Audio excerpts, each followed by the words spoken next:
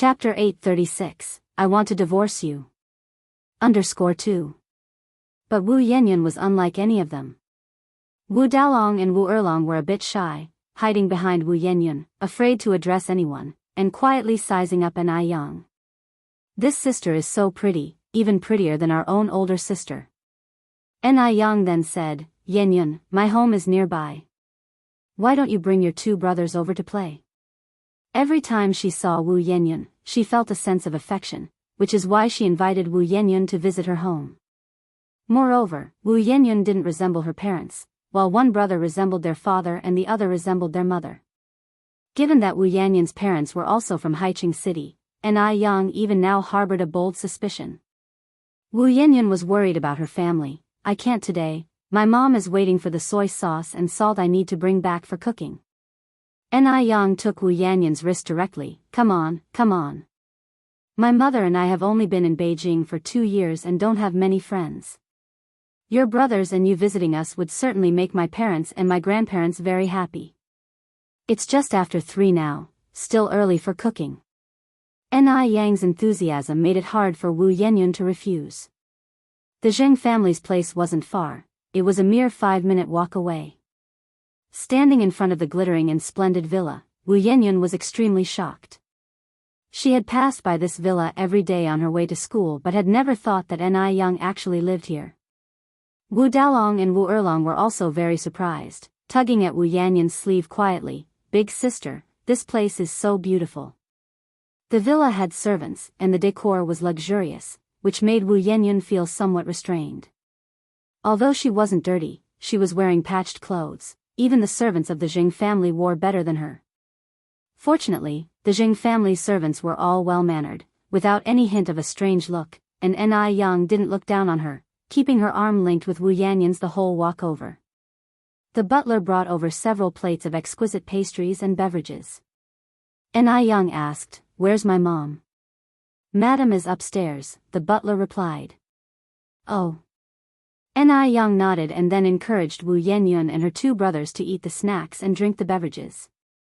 Wu Yanyan still restrained herself, while her 2 brothers were happily eating. Yanyan, no need to be so tense, make yourself at home here. Actually, we've only just moved into this place ourselves.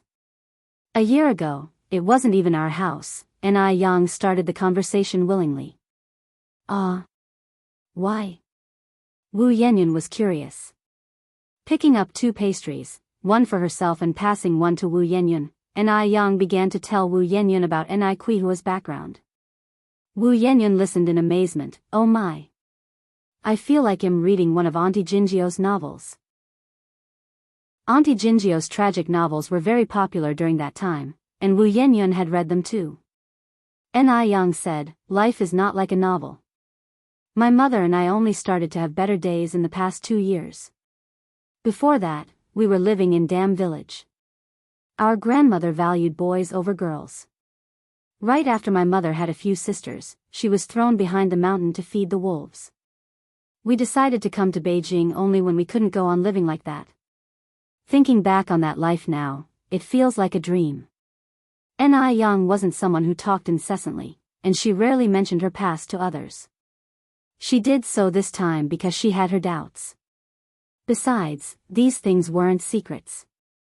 Even if things weren't as she thought, it wouldn't matter if Wu Yanyan came to know them.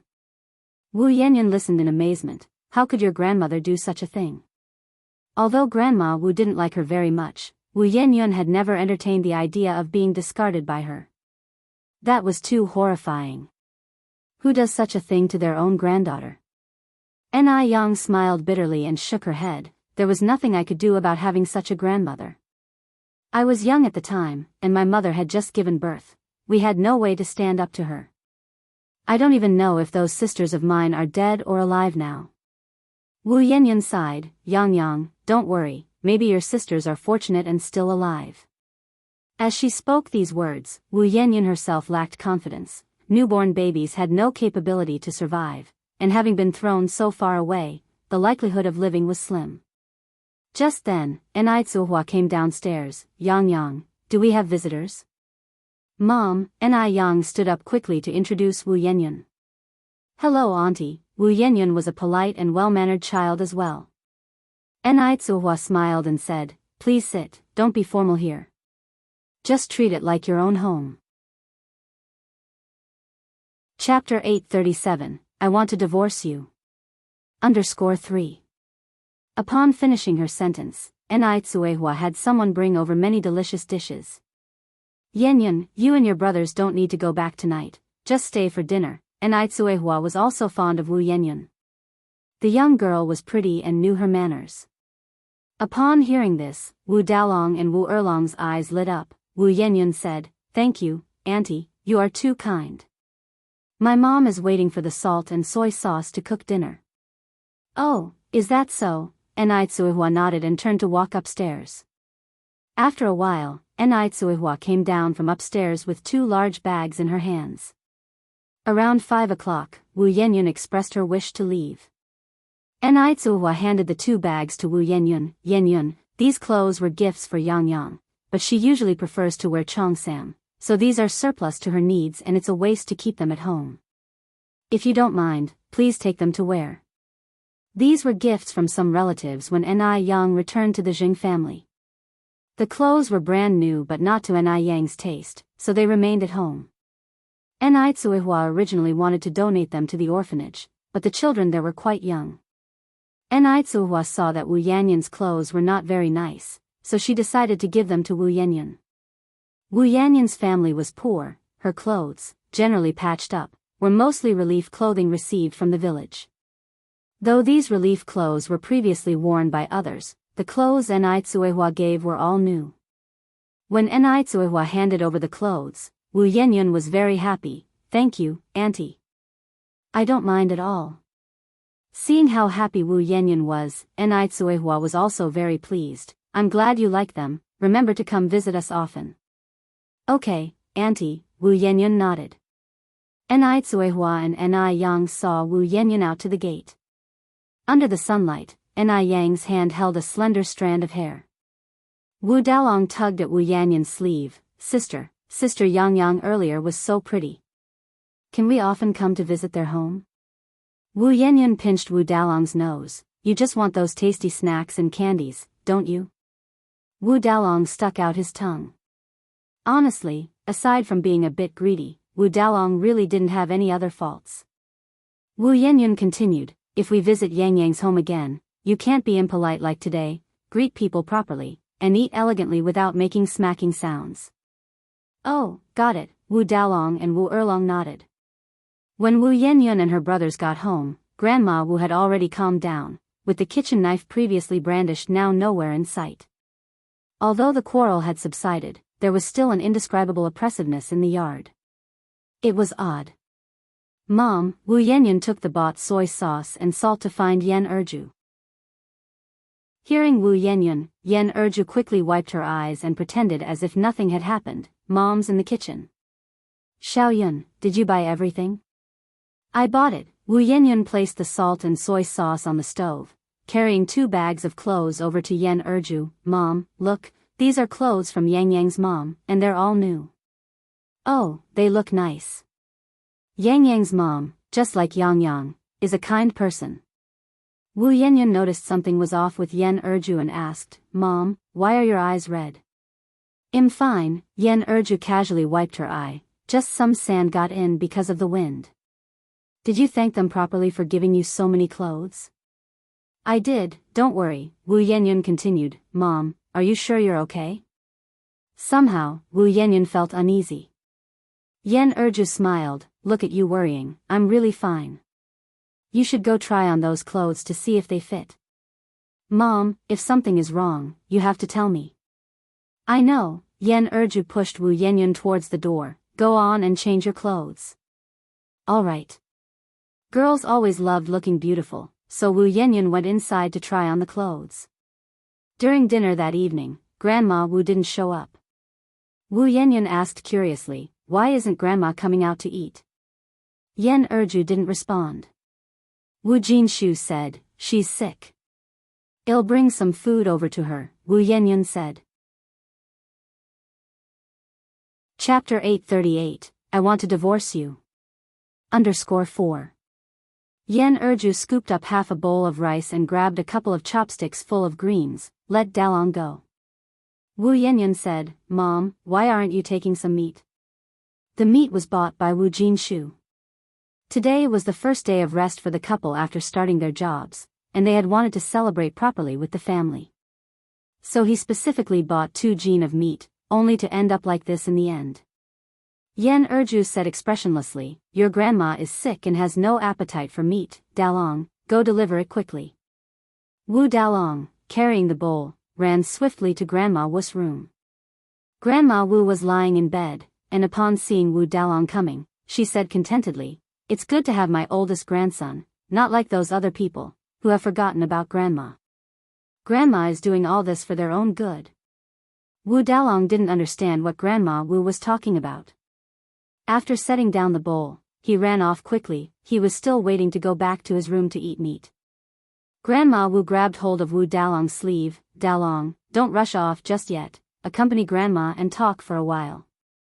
Wu Dalong broke free from Grandma Wu's grasp and ran outside in a hurry. Grandma, I'll come back after I finish the meat. In a moment, that greedy Erlong will have eaten all the meat. They were eating meat? They were eating meat, and they only brought her a little bit of greens and half a small bowl of rice. It was such a bullying. Grandma Wu, with a clang, smashed the bowl onto the floor, shattering it. On the other side, Wu Yenyun heard the commotion and immediately said, I'll go check on Grandma. No need to go, Erju pressed Wu Yanyun's hand, eat your meal. Wu Jinshu didn't speak, just silently ate his food. Wu Yenyun asked somewhat anxiously, Mom, what's really going on? Erju said with a smile, nothing much. Your grandma is probably just in a bad mood. If you go now, aren't you asking to be scolded? Eat quickly. Oh, Wu Yenyun was somewhat skeptical. The family continued to eat. The next day, Wu Jinshu and Yen Erju went to work as usual. As soon as they left the house, the couple's faces were filled with worry. 3,000 yuan. A whole 3,000 yuan. Where were they going to find these 3,000 yuan? In the evening after work, the couple went to the hospital, ready to sell blood, but the formal hospital said they were malnourished and advised against drawing blood, so they went to a private hospital instead. A normal healthy person could only sell 400 cc of blood, but each of the couples sold 800 cc. After the 800 cc of blood was drawn, both of them were dizzy, with wobbly legs. Yet 1600 cc of blood only got them 100 yuan. Compared to the needed 3,000 yuan, 100 yuan was merely a drop in the bucket. What should we do? Yen Erju cried while holding Wu Jinshu. Wu Jinshu comforted her, don't cry, there'll be a way. I don't believe that my mom really bought my sister a bicycle and a sewing machine. I'll beg my mom when I get back, let her take out that 3,000 yuan. As a son, he didn't believe Grandma Wu would be so callous as to not leave them any hope for survival. Okay. After getting home, Wu Jinshu went to Grandma Wu's room. Grandma Wu was still lying on the bed with her back to the door, the same as yesterday, without changing her position. The shattered bowl on the floor had not yet been cleared away.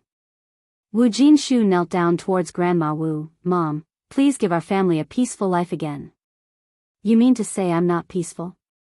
Grandma Wu shot up from the bed. I'm your mother.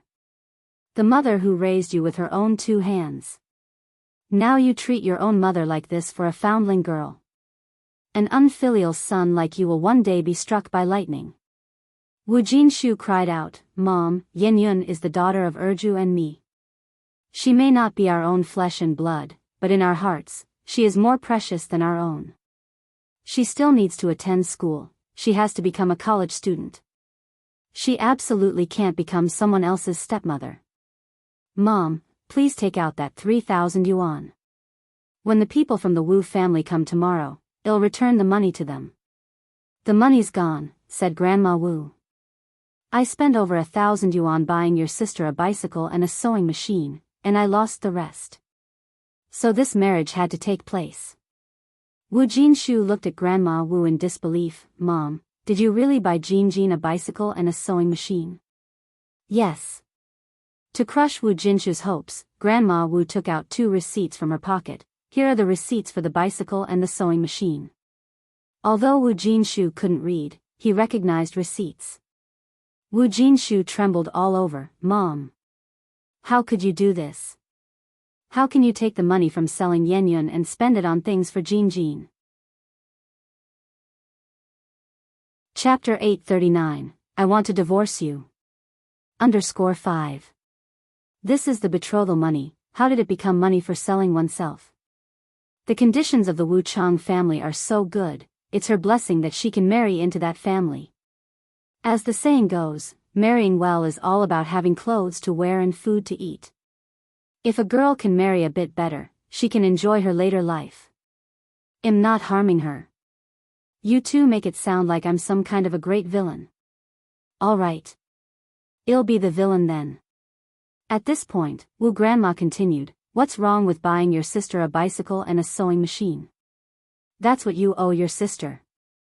When your sister got married, I secretly gave all her dowry money to you too. She didn't even get a proper wedding dowry.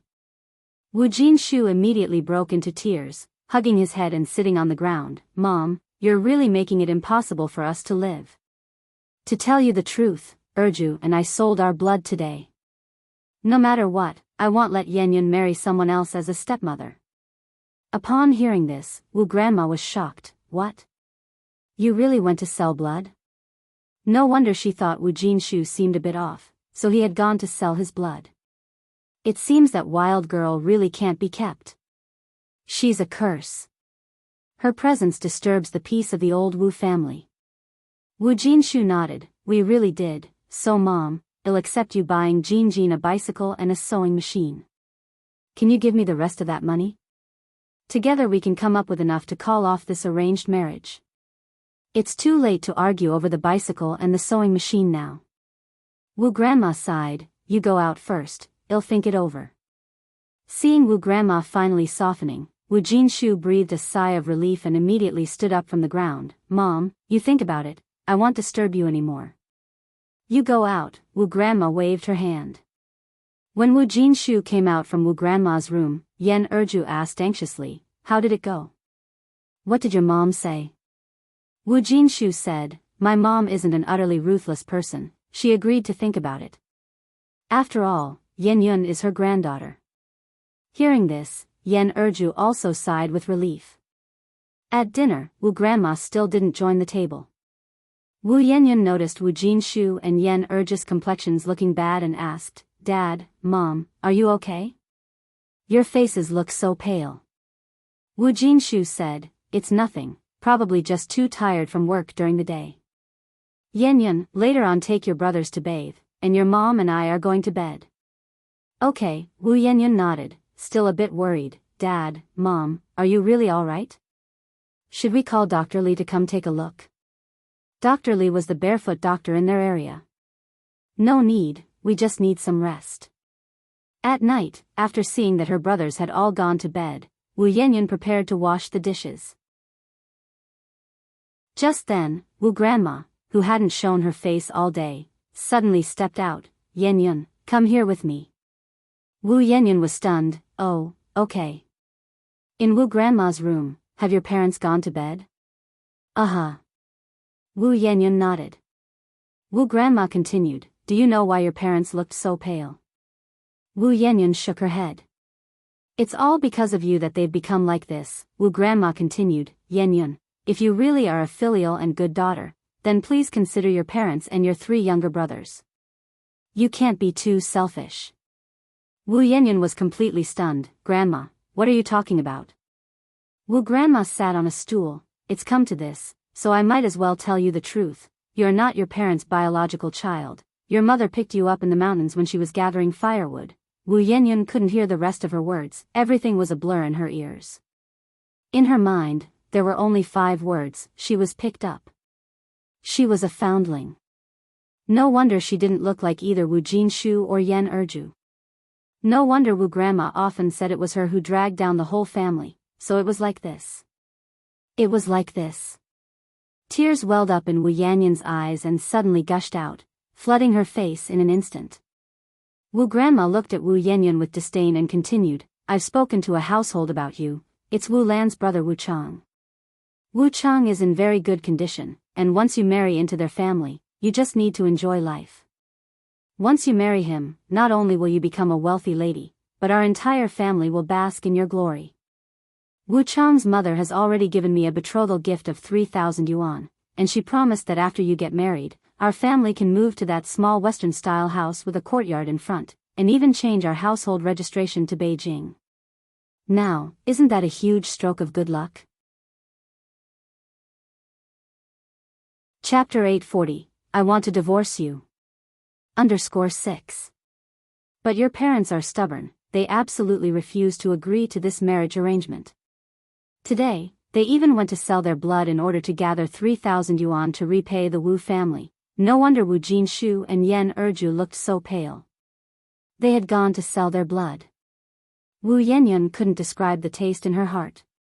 But she didn't want to marry Wu Chang. Wu Chang was old enough to be her father, and he even had 2 children. She wanted to go to school, she wanted to go to college. Wu Yanyan thumped to her knees, Grandma, please, don't make me marry Wu Chang, okay? I don't want to marry Wu Chang, I want to study, and once I get into college, it'll lead our family to a better life. Grandma Wu looked at Wu Yanyan coldly, her words piercing, don't you understand what I said? I'm not your grandma. You're just a child we picked up. Your parents have raised you until now, they've done their duty. Not only do you not think about repaying their kindness, you even want us to pay for your education. How can you be so shameless? She wasn't their own. She was picked up. She had no right to ask for these things. Wu Yanyan instantly ran out of words, with tears streaming down her face. Grandma Wu continued, look at how poor our family is. Do you think we have money for you to go to school? To let you go to school, Dalong and Erlong have never even set foot in a school. Your parents even went to sell their blood to raise money. Can't you see all this? They don't share a single drop of blood relation with you, yet they've done so much. Don't you feel moved at all? Don't you want to repay their kindness? Repay their kindness? Her parents had raised her for so long, she certainly should repay them. Grandma Wu sighed, that small Western-style house with a yard up ahead, your parents couldn't afford it even if they worked for 20 years, but you just need to nod, and that house could be ours. It's just marriage, isn't it? Which girl doesn't get married? Besides, you owe the Wu family. If it weren't for me, you would have died long ago. The grass over your grave would be 2 meters tall. If you're a sensible good child, you'll go talk to your parents yourself. Tell them you're willing to marry Wu Chang, that no one is forcing you. Don't make it difficult for your parents. They're already not in good health, and they actually went to sell their blood today. What if something happens to them? Can you live with your conscience? At this moment, Wu Yanyan had no way to refuse Grandma Wu. Grandma Wu was right, she had been a burden on the whole family, she should repay their kindness. I understand, Grandma. Grandma Wu glanced at Wu Yanyan, now that you understand, be happy about it. Look at you, looking like you want to die, as if someone is forcing you. Wu Yanyan wiped her tears, trying hard to squeeze out a semblance of a smile. Grandma Wu continued, Wu Chang and his mother will come over for a meal tomorrow, remember to make a good impression. Emichim. And, Grandma Wu seemed to remember something, I heard from Dalong that some rich lady gave you 2 bags of new clothes, right? Emichim. Grandma Wu said, since you're going to marry Wu Chang anyway, and the Wu family is so rich, what kind of clothes can't you wear? Just leave those clothes for Lianhua. Lianhua was Wu Jinjin's eldest daughter, the same age as Wu Yanyan this year. Okay, Wu Yanyan nodded. Alright, you can go back. Tell your parents about this first thing tomorrow morning, Grandma Wu instructed. Remember, no one is forcing you, it's your own decision to marry Wu Chang. And don't let your parents know that you already know you were picked up.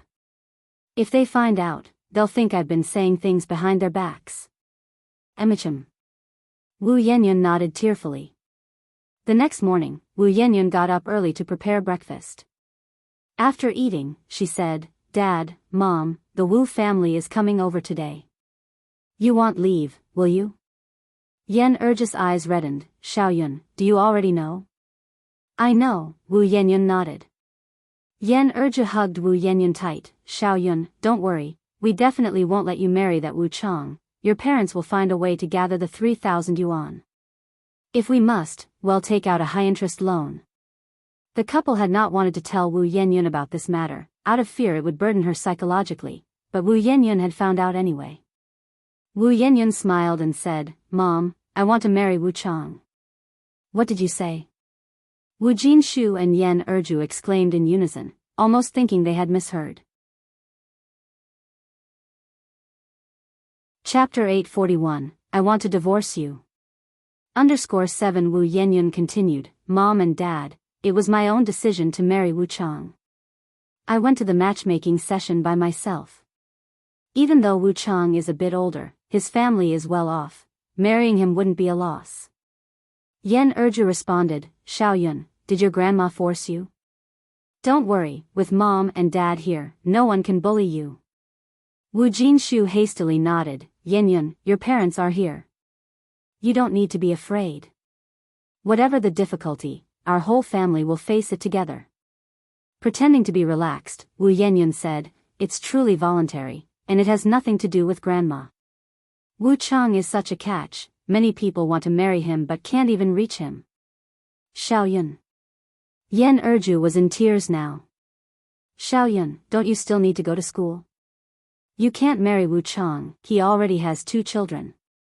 I want to support you through university. I don't want you to be someone else's stepmother. Mom, don't cry, Wu Yanyan said with a smile. Being a scholar is useless. What's the use of studying so much? It would be better to marry earlier. Meeting someone like Wu Chang isn't easy. I've made up my mind, I want to marry him. Whatever you two say, I'll still marry him. You both better get ready, Wu Chang's family will be here soon. I'm going to wash the dishes. With that, Wu Yanyan hurried with the dishes to the kitchen. Without another word, Yan Erju went straight to Wu Grandma's room. Beyond caring, she burst out scolding, You old hag. Was it you? Did you say something to Xiaoyun? You heartless old hag. You will go to hell. Wu Grandma, holding her cane, came out of the room. Her mouth is her own, what can I possibly say for her? Yan Erju, today is a great day for the Wu family, I can let this slide. Yan Erju, furious, Wu Yanyan hearing the commotion, immediately ran out from the kitchen, threw her arms around Yan Erju, Mom, don't be rash, I really am doing this voluntarily.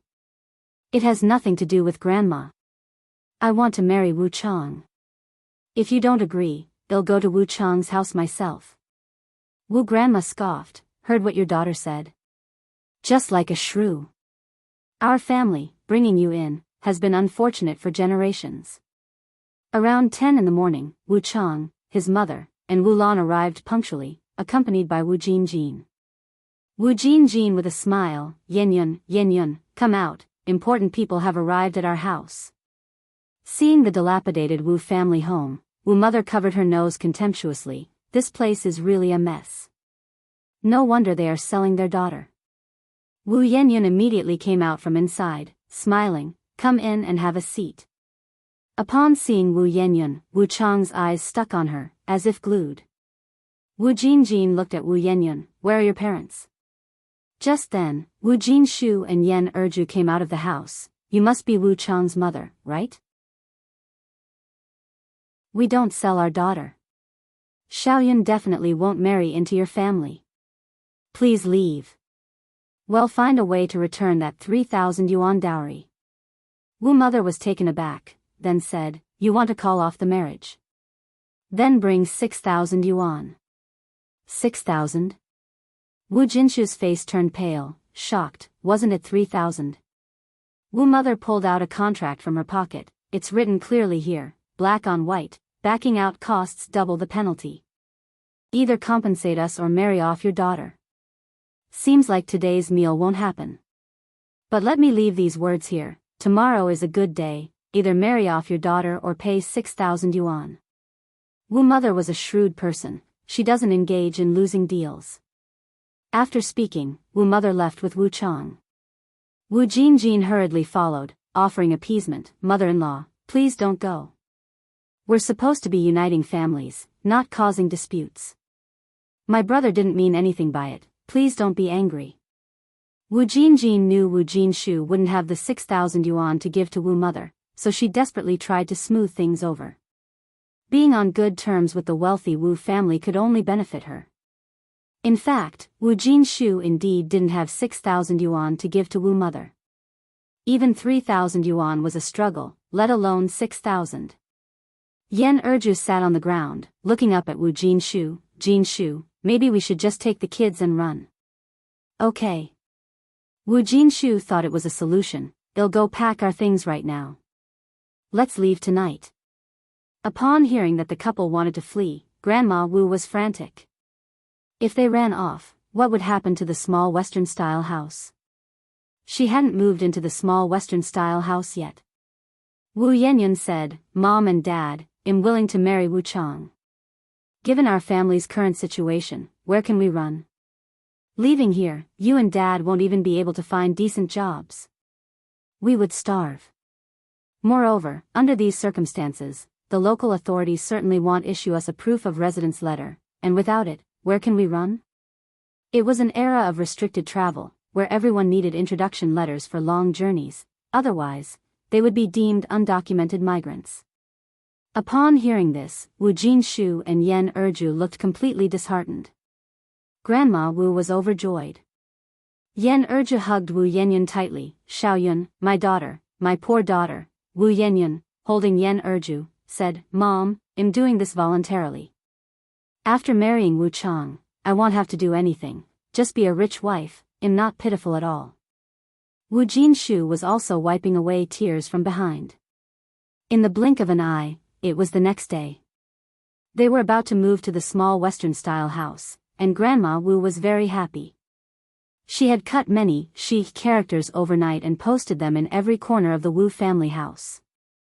Wu Erlong asked curiously, Grandma, is big sister getting married? Yes, Grandma Wu nodded happily. Wu Erlong didn't say anything and turned to run to the room. Big sister, are you getting married?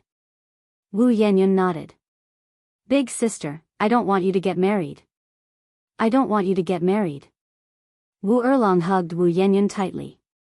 Wu Yanyan smiled and said, silly boy, girls have to get married when they reach the right age. Wu Erlong then ran to find Yan Erju. Mom, I don't want big sister to get married. Big sister doesn't want to get married, I heard her crying last night. Mom, please don't marry her off, okay? Yan Erju's eyes, already swollen, instantly reddened and she wept uncontrollably. Wu Dalong ran over and pulled Wu Erlong away. Erlong, come with me. Wu Erlong cried, big sister is getting married, and you still feel like playing. Are you even big sister's brother? The usually naive Wu Dalong seemed to have grown up overnight. I know why big sister has to get married. It's because Grandma took the money from the landlord's sister's brother, those people who came yesterday. Erlong, let's go find Sister Yang Yang, okay? Didn't Sister Yang Yang tell us last time to come to her if we have any troubles? Sister Yang Yang will definitely have a way to stop big sister from getting married. Wu Erlong nodded, okay. Let's go find Sister Yang Yang.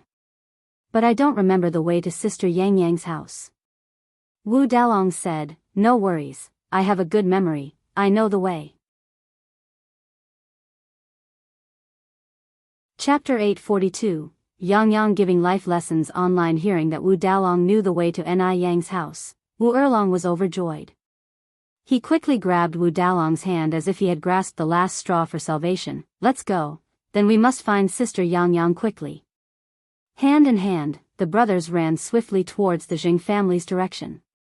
The atmosphere in the Wu family's courtyard was very oppressive, and ironically, the door was covered with many happiness characters. Wu Jinshu and Yan Erju sat in the living room, wiping away their tears. They were just simple peasants. Faced with this kind of situation, they had no idea what to do. Grandma Wu came in from outside. Stop crying. It's a bad omen to wipe tears on a joyous day. Yen Yun isn't just your daughter, she's my granddaughter too. Would I, as her grandmother, harm her? Harm her? Yen Erju said angrily. Isn't selling her off to be someone else's stepmother harming her? Is there any grandmother as cruel as you in the world? Wu Jinshu let out a deep sigh. His mother indeed hadn't had an easy life. She became a widow at 28, and the year his father died, he was 10, and Wu Jinjin was only 6. During the year of the Great Famine, he didn't know how his mother had survived. By rights, he should have been able to understand his mother, but he just couldn't. She was someone who had gone through so many hardships. Now that life had barely become a bit easier, why couldn't she just live peacefully? Mother, do you really have to turn our home upside down and destroy our family before you can be happy? Wu Jinshu looked at Grandma Wu with eyes filled with disappointment. Old Mother was dialect from their hometown, and since coming to Beijing, he seldom referred to Grandma Wu that way. Grandma Wu gave Wu Jinshu a withering look. Today is a big happy day for Yin. I don't want to argue with you. And I don't want to quarrel. Lest we become the laughing stock of others. You may hate me today, but perhaps after moving into the small Western-style house tomorrow, you will be grateful to me. Don't think I don't know, in fact, you are just putting on an act. Deep down, you're hoping to marry Yen off to Wu Chang. Who wouldn't want to live in such a fine house? Don't pretend to be virtuous after getting the benefits. After all, Yen wasn't the biological child of Yen Erju and Wu Jinshu. Grandma Wu didn't believe they would be so heartbroken over a wild girl whose background was unknown. In an era where even a full meal was difficult to come by, a girl being able to exchange for so many good things would have many parents eager to send their daughters there without getting the chance. Hearing this, Yen Erju grabbed a teacup used for drinking water and threw it. Shut up. Shut up. Crash. The teacup shattered as it hit the ground. You dare to think like that, yet you're afraid of others saying it? Grandma Wu said. Erju.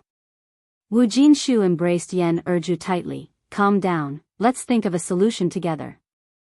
I definitely won't let Yen marry over. Definitely not. The couple wept together with their heads in their arms. Grandma Wu glanced at the couple and then walked towards Yanyan's room. Yanyan was really sitting by the bed, crying with her head down. Hearing footsteps, she quickly wiped her tears and looked towards the door. Grandma. Grandma Wu hummed in acknowledgement and walked in, expressing her discontent. You agreed to marry Wu Chang willingly, and now you're wiping tears and putting on an act. Who are you performing for? Are you trying to sow discord? Do you want your parents to hate this old woman to death? It's not. I didn't. Yen hurriedly explained. She didn't blame anyone. She just wanted to cry, really wanted to cry, and couldn't hold back her tears at all. She still had a university dream, after all. Grandma Wu walked over to Yen and handed her 2 red hair ropes. When I got married, I didn't even have red hair ropes. These are specially bought for you by your aunt. Thank you, Auntie. Yen reached out to take the red hair ropes. Grandma Wu looked around the room and then asked, where are your new clothes? What? Yen was taken aback and didn't catch on. Stop playing dumb, Grandma Wu looked at Yen, raising her voice. The new clothes that rich lady gave you, I heard there were 2 big bags of them.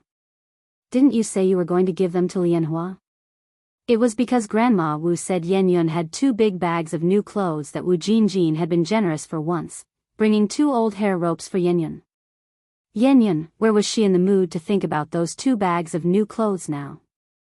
Only when Grandma Wu mentioned it did she remember those 2 bags of clothes. The clothes in the bags were all given by Anaitsuehua.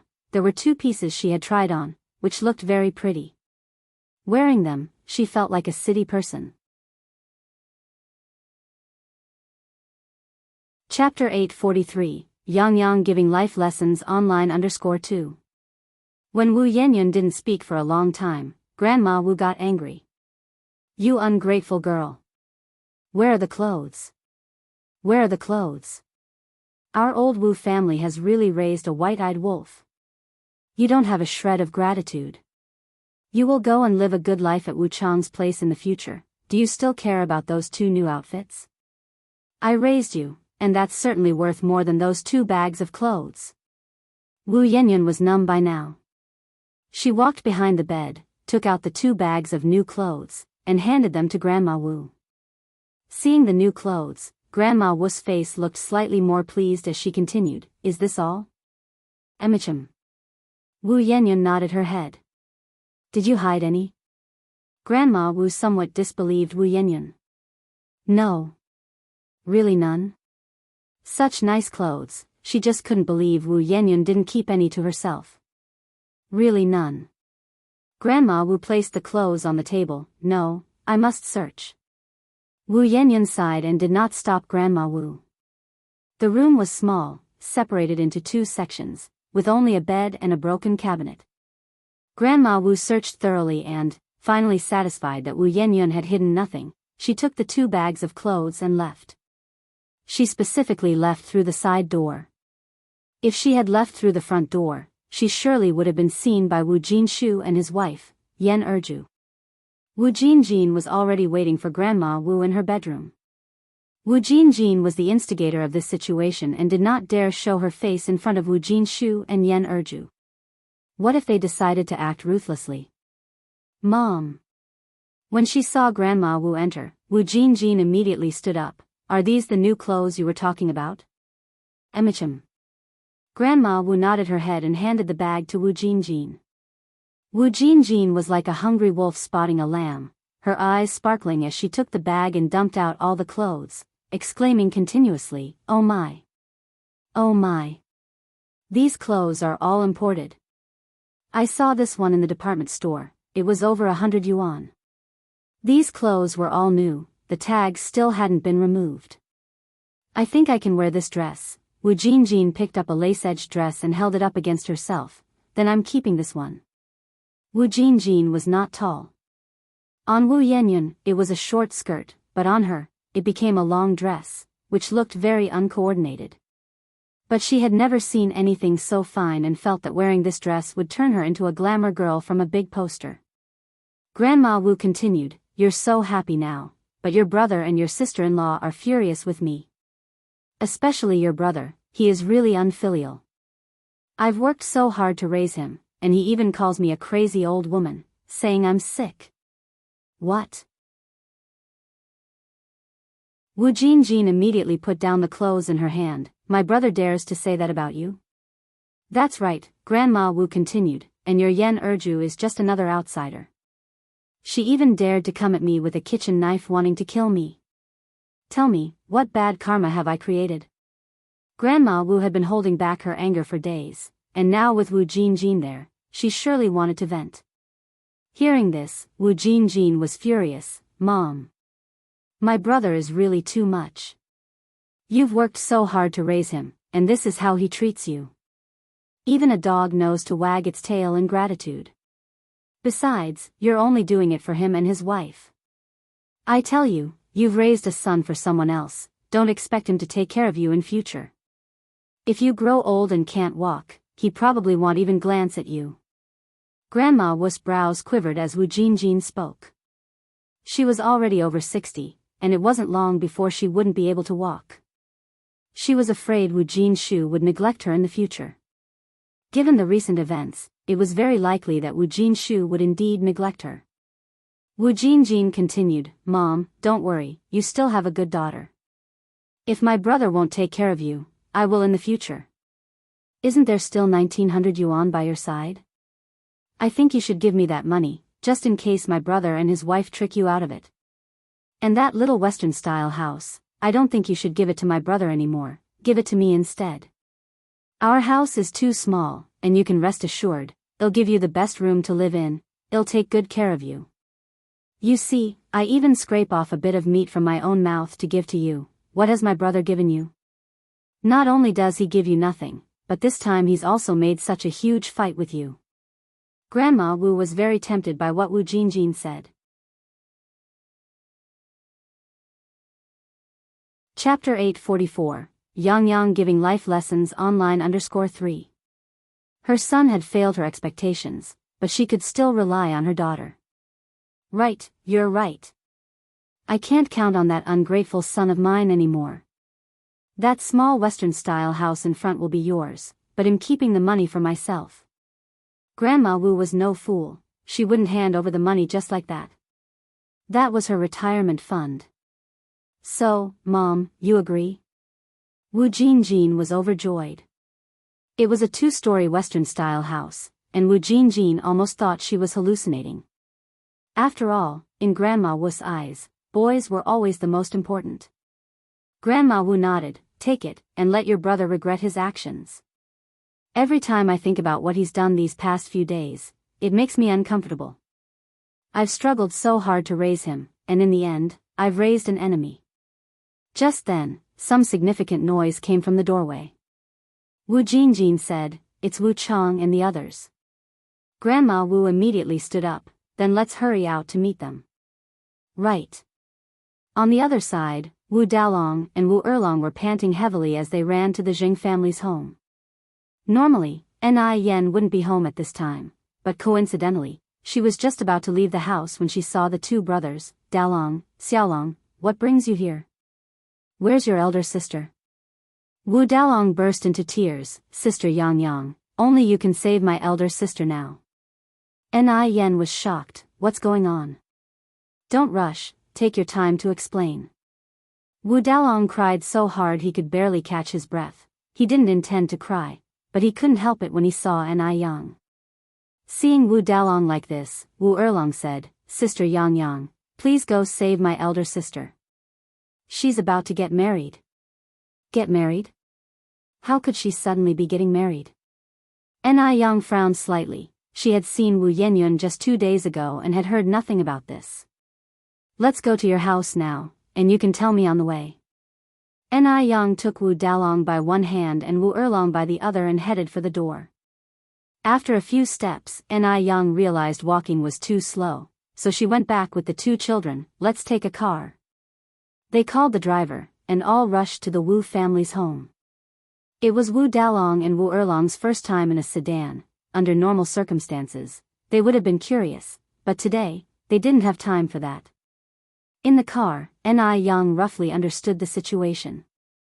Wu Yanyun's parents were good, but her grandmother might not be. The Jing family and Wu family were 3 kilometers apart, a 15-minute drive but much longer by foot. Dalong, Erlong, how did you get here? Ni Yang asked. Wu Erlong cried, Sister Yang Yang, we ran here. Can we please hurry up? I'm afraid I won't see my elder sister again when I get back. Only then did Ni Yang notice that the brothers were sweating profusely, and Wu Dalong had even scraped a big gash in his knee. These kids really weren't having an easy time. Ni Yang hurriedly urged the driver, Uncle Lu, please, go faster. The driver reluctantly said, Miss, there are too many people on the road today. It's usually not this crowded, no idea what's happening today. Ni Yang continued, Uncle Lu, let me do it. The driver thought he had misheard, Miss, what did you say? I'll drive. Ni Yang had quite enjoyed driving in her previous life, so she was skilled at it. The driver never expected Ni Yang could drive, let alone that she could drive so well. A woman driving was truly a rare sight back in the day. Wu Jinjin and Grandma Wu walked outside, and indeed, Wu Chang had come for the wedding procession. It wasn't just Wu Chang, his mother, Wu Lan, and other relatives from the Wu family were there, but the young men smoking at the front clearly meant trouble. These were local ruffians Wu Lan had roped in to intimidate Wu Yenyun and Erju. The relatives are here, Grandma Wu said with a sycophantic smile. Wu Lan somewhat looked down on this old lady. If Jin Shu and Erju had willingly married into their family, that would be one thing, but clearly, the two were opposed. She prided herself on her dignity and disliked making others uncomfortable, but Wu Chang was too fond of Wu Yenyun. For her son's sake, she felt she had no choice. Where's Yenyun? Wu Lan asked. Grandma Wu replied, she's inside. Jin, go bring Yenyun out. Okay. Wu Jin immediately headed inside. Just then, Erju and Jin Shu walked out from inside, blocking Wu Jinjin's way. Chapter 845, Yang Yang giving life lessons online _4. Wu Jinjin said with a smile, brother and sister-in-law, on this joyful day, what do you want to do? Let me take Yanyan out. Wu Jinshu looked at his somewhat unfamiliar sister. This is the Wu family. It's not the turn of a married girl to be the head of the family. Our Yanyan still needs to study, go to college. She cannot get married. Wu Jinjin speechlessly said, brother, what are you talking about? Are you still confused at this time? Mother Wu looked at Wu Chang. Changzi, go and greet your father-in-law and mother-in-law quickly. Oh, sure. Wu Chang was dressed festively today, with a red flower pinned to his chest, smoothly pulling out 2 large red envelopes from his pocket. Mom and Dad, here is a little something from your son-in-law, please accept it with a smile. Yan Erju and Wu Jinshu, of course, wouldn't take it. Wu Chang's hand just stiffened in midair. Wu Jinjin, seeing this, reached out and took the red envelopes. Changzi, since my brother and sister-in-law are too shy to accept, let me take it on their behalf. Wu Jinshu looked at Wu Chang. Comrade Wu Chang, our Yanyan is only 17 this year. She is still young. She can't marry you. Please understand the hearts of us as parents. Upon hearing this, Wu Chang's face instantly turned ugly. He had come today to claim his bride, not to listen to Wu Jinshu say all this. Just then, Mother Wu stood up. Then please understand the heart of me as a mother. The bride price was taken, the agreement signed, the house demanded, and now you're calling it off. Where in the world does this make any sense? I'm telling you, my son isn't lacking potential wives, he's quite eligible. Countless young girls dream of marrying him. It was your family's old lady who personally took Yanyan to meet suitors. From beginning to end, we haven't troubled you once, and now you act like this. Who are you showing off for? Wu Jinjin pocketed the red envelopes. In-laws, please don't be angry, my brother and sister-in-law didn't mean it like that. Wu Jinshu strode over and slapped Wu Jinjin across the face. You shut up. Wu Jinjin was stunned by the slap. Wu Jinshu continued, comrade, we are both parents, I understand you and I hope you can understand me too. We, as parents, were unaware of this situation from the beginning. Had we known, we would have never allowed Yanyan to marry. Yanyan is only 17 this year, she still needs to continue her studies. Mother Wu nodded, all right, I'm not unreasonable. Since you want to call off the marriage, just bring out 6,000 yuan. At these words, Wu Jinshu sighed, I don't have 6,000 yuan right now, comrade, can you be flexible? I can write you an IOU. Rest assured, we will definitely repay this money. Grandma Wu heard this and felt trouble brewing. No, she could not let Wu Jinshu write an IOU to Mother Wu. She still wanted to live in that small Western-style house. Grandma Wu quickly intervened, an IOU? 6,000 yuan is not 6 yuan. Our family can hardly scrape together 600 yuan, let alone 6,000 yuan. Mother-in-law, please don't accept his IOU, he can't pay it back. Wu Jinshu clenched his teeth and said, then he'll go sell my blood. Sell organs. Rest assured, my wife and I will definitely repay this 6,000 yuan. Just then, Wu Yanyan burst out of the house, Mom and Dad, I don't want you to sell blood or organs. I'll marry. I'm willing to marry Wu Chang. 17 years ago, if not for her parents, she would have already died. Repaying them now was the least she could do. What was marrying, after all? Wu Chang's family was in such good condition, she should be content. Mother Wu said with a smile, see, isn't everyone happy now? Grandma Wu also relaxed.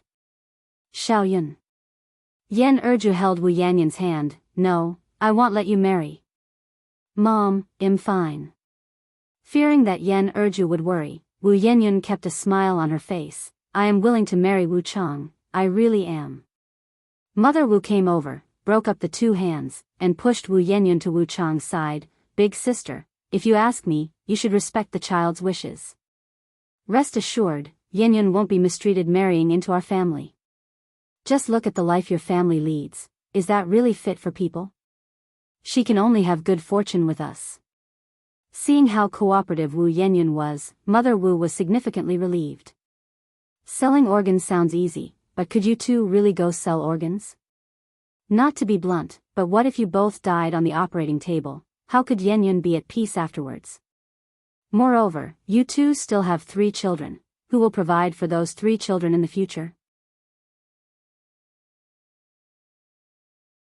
Chapter 846, Yang giving life lessons online _5. Wu's mother patted Yen Urge's back. Big sister, you can rest assured, Yenyun won't suffer with us. No, I can't sell my daughter. I can't sell my daughter no matter what. Yen Urju cried inconsolably. Wu's mother laughed. This is marrying off a daughter, not selling one. I can't marry her off. I can't marry her off. Yen Urju shouted, Jin Shu. Jin Shu. Bring Xiaoyun back. Hurry. Only then did Wu Jinshu react, wiping away her tears and going to pull Wu Yenyun. Wu Chang immediately blocked in front of Wu Yenyun. Wu's mother made a gesture with her eyes to several men from the community. They immediately took control of Wu Jinshu and Yen Urju. Wu's mother turned to Wu Chang. What are you dawdling for? Get your bride back home now. Oh, okay. The crackling sounds of firecrackers rose, drowning out the cries of Wu Jinshu and Yen Urju. Wu's mother was a person of status, and for today's wedding procession, she had specially rented a Santana, with a dozen bicycles following behind. With one hand, Wu Chang led Wu Yenyun, and with the other, he opened the car door.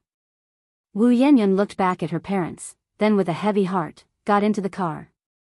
Seeing that Wu Yenyun was in the car, they only then released Wu Jinshu and Yen Urju. Wu Jinshu and Yen Urju immediately rushed out, sprinting behind the car. Yenyun. Xiaoyun. Wu Yenyun looked back at them from inside the car, and before she knew it, she was also in tears. The car was fast, but Wu Jinshu and Yen Urju did not give up, falling and getting up again, a sight so heart-wrenching to watch. Stop the car now.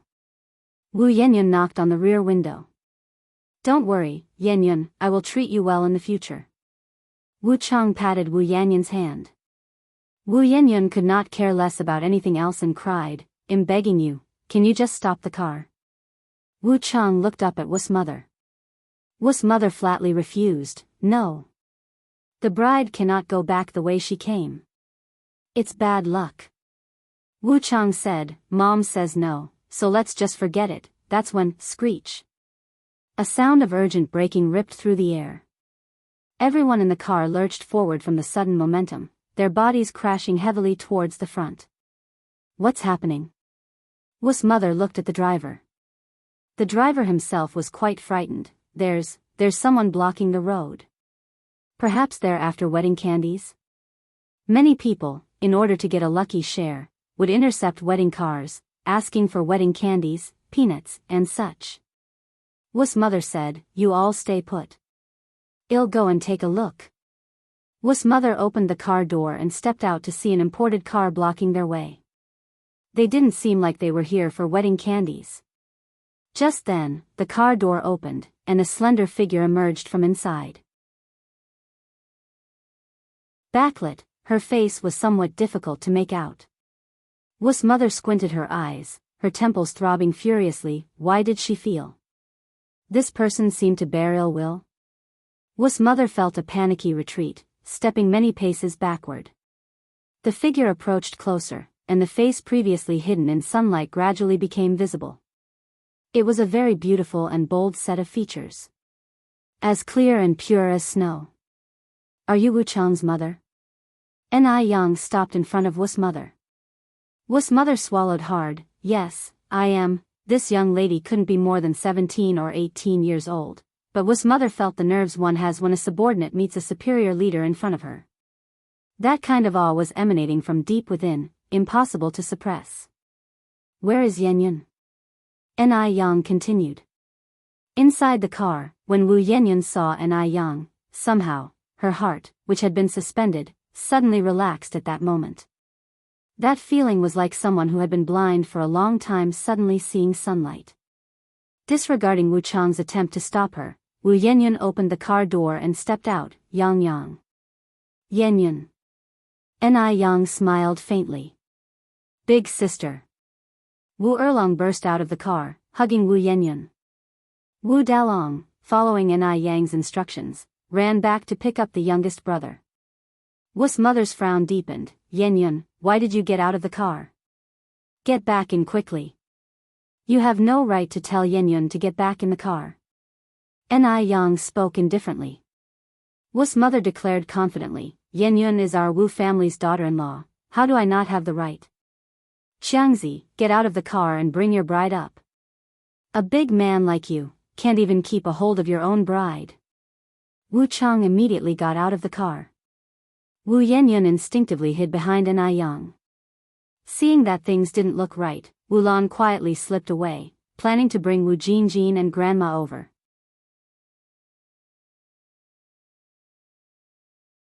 Chapter 847, Yang Yang giving life lessons online _6.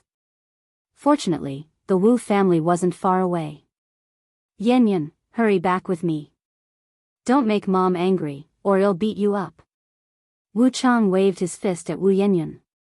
But before his hand reached Wu Yanyan, his knee was suddenly racked with intense pain, and in an instant, Wu Chang was kneeling on the ground. Wu's mother's face paled. How could you hit someone? Xiangzi, are you okay? Do you have no regard for the law? I'm telling you, I'm going to call the police. Ni Yang smiled faintly. You can kidnap someone in broad daylight, so why can't I hit someone? Besides, the person who swung first was your son. Legally, this is self-defense. How is it kidnapping?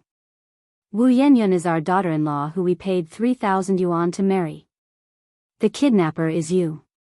Wu's mother pulled out the agreement from her pocket. Do you see this? It's clearly written in black and white on this agreement. Just then, Wu Jinshu and Yan Erju rushed over from behind. Yan Erju said, we didn't take her dowry money, not a single cent. We don't sell our daughter. Wu's mother's complexion turned white again, furious. From what you're saying, you want to deny the debt? Don't think just because you have someone backing you that you can deny the debt. Ni Yang spoke calmly, don't rush to anger. I'm a reasonable person. As I know, the person who took this money isn't aunt and uncle, right?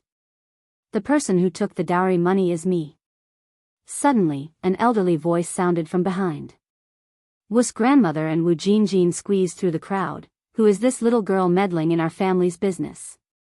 Wu Jinjin quickly laughed it off. In-law mother, don't be angry, we don't know this little girl. Hearing that Ni Yang was unrelated to the Wu family, Wu's mother breathed a sigh of relief. An outsider wanting to stand up for Wu Yanyan? Difficult. From what Wu Dalong and Wu Erlong said earlier, Ni Yang guessed that they must be Wu Yanyan's aunt and grandmother. Who knew these two were such characters, selling off Yanyan and yet acting so righteous? Ni Yang nodded slightly. Oh, so it's you who took the money. Then the person who put their fingerprint on it is also you? Of course, it's me. Wu's grandmother said, I'm Yanyan's grandmother. Traditionally, a marriage is arranged by parents. Whomever I decide she should marry, she will. Ni Yang smiled. So you know about parental commands and arranged marriages. Have you forgotten your role? Wu's grandmother choked and retorted, who is this little girl? Our Wu family affairs are none of your business. Ni Yang turned her gaze to Wu's grandmother. Not long ago, I just recognized your brother and sister-in-law as my godparents. As her sister, shouldn't I intervene when Yanyan is treated this way? Her tone was calm yet carried an indescribable force that made Wu's grandmother shiver inwardly. Wu Yanyan looked at Ni Yang in surprise, tears suddenly appearing. This feeling of having someone to rely on. It was indescribable in words.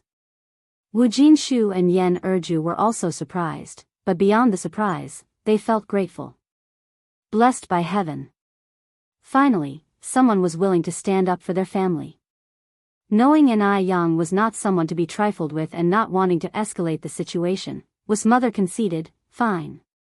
Since you want to involve yourself in this, then compensate us 6,000 yuan. Otherwise, you're not taking her with you today. 3,000 had turned into 6,000, but when she thought about it carefully, she wasn't at a loss. Though Grandma Wu was somewhat reluctant, she didn't say much more. If Ni Yang paid the 6,000 yuan, she'd still have 1,900 left. And from Ni Yang's attire, it was clear she wasn't just anybody. Could Ni Yang afford the 6,000 yuan and still worry about the cost of a small Western-style house? By then, she would definitely be able to afford a small Western-style house. "Auntie, you don't seem old, but you certainly talk big," Ni Yang looked at Wu's mother. "So, do you think you can still restrict Yanyan's freedom?" Wu's mother, holding the agreement, said, "Do you think you can still deny the debt?" Smiling, Ni Yang responded, "Would you like to see whose signature is on this agreement? There's an owner for every debt. Find whoever signed it and ask them for the money." Wu's mother retorted, "Young lady. So you want to argue, huh? Take a good look, it clearly says here that this is Yanyan's betrothal money. If you don't pay, who will?" Ni Yang turned to Grandma Wu, "The person who fingerprinted it is her, you should tell her this." Hearing this, Grandma Wu was so frightened that she clutched her pocket tightly. She had no intention of paying. Ni Yang was so wealthy and also Yanyan's sworn sister. She ought to cover this expense for Yanyun and then compensate her with a small Western-style house. Wu's mother was about to explode with anger when Ni Yang leaned forward slightly, casting a large shadow over her. A gentle voice then whispered in her ear, "Auntie, let me remind you that Yanyun is still a minor. If this goes to the police station, it might even lead to human trafficking charges against you. This written agreement is the evidence. From what I understand, the buyer usually gets a harsher sentence than the seller." The last sentence, though spoken evenly, visibly paled Wu's mother's face. She'd calculated everything except the fact that Yanyun was not yet of age. Suddenly, the agreement in black and white became a hot potato. As Ni Yang finished her sentence and straightened up with a smile on her face, she clapped her hands, "Auntie, there's evidence in this black and white text. It seems the debtors are Wu Jinjin and Wu's missus, right? Remember to ask them for the money. If they don't pay, go ahead and call the police to arrest them." Wu's mother was momentarily unable to comprehend what she'd heard. Whose side was Ni Yang on, exactly? Wasn't she here to help Yanyun? Then why was she asking her to get the money from Grandma Wu and Wu Jinjin? Weren't Grandma Wu and Wu Jinjin part of Yanyun's family? After speaking, Ni Yang leaned in and whispered something else to Wu's mother. Wu's mother nodded. After finishing, Ni Yang waved at Wu's mother, "Goodbye, Auntie. Remember to ask them for the money." Just then, Wu Dalong came over carrying Xiaolong, and Ni Yang called out, "Godfather, Godmother, Yanyun, Dalong, Erlong, let's get in the car." When Grandma Wu and Wu Jinjin saw everyone boarding the luxurious sedan, they panicked. Everyone was getting in, so they had to as well. One was Yanyun's grandmother, the other his aunt. It made no sense for Yanyun's family of 6 to go enjoy themselves without them. Just as the two women were about to follow, Wu's mother stopped them. "You two need to pay back the money first." Crying, Grandma Wu said, "I don't have any money. Let Yanyun's sworn sister pay, she's rich." Wu's mother firmly replied, "I don't care. I'll go after whoever owes the money. It's your 2 fingerprints pressed on this."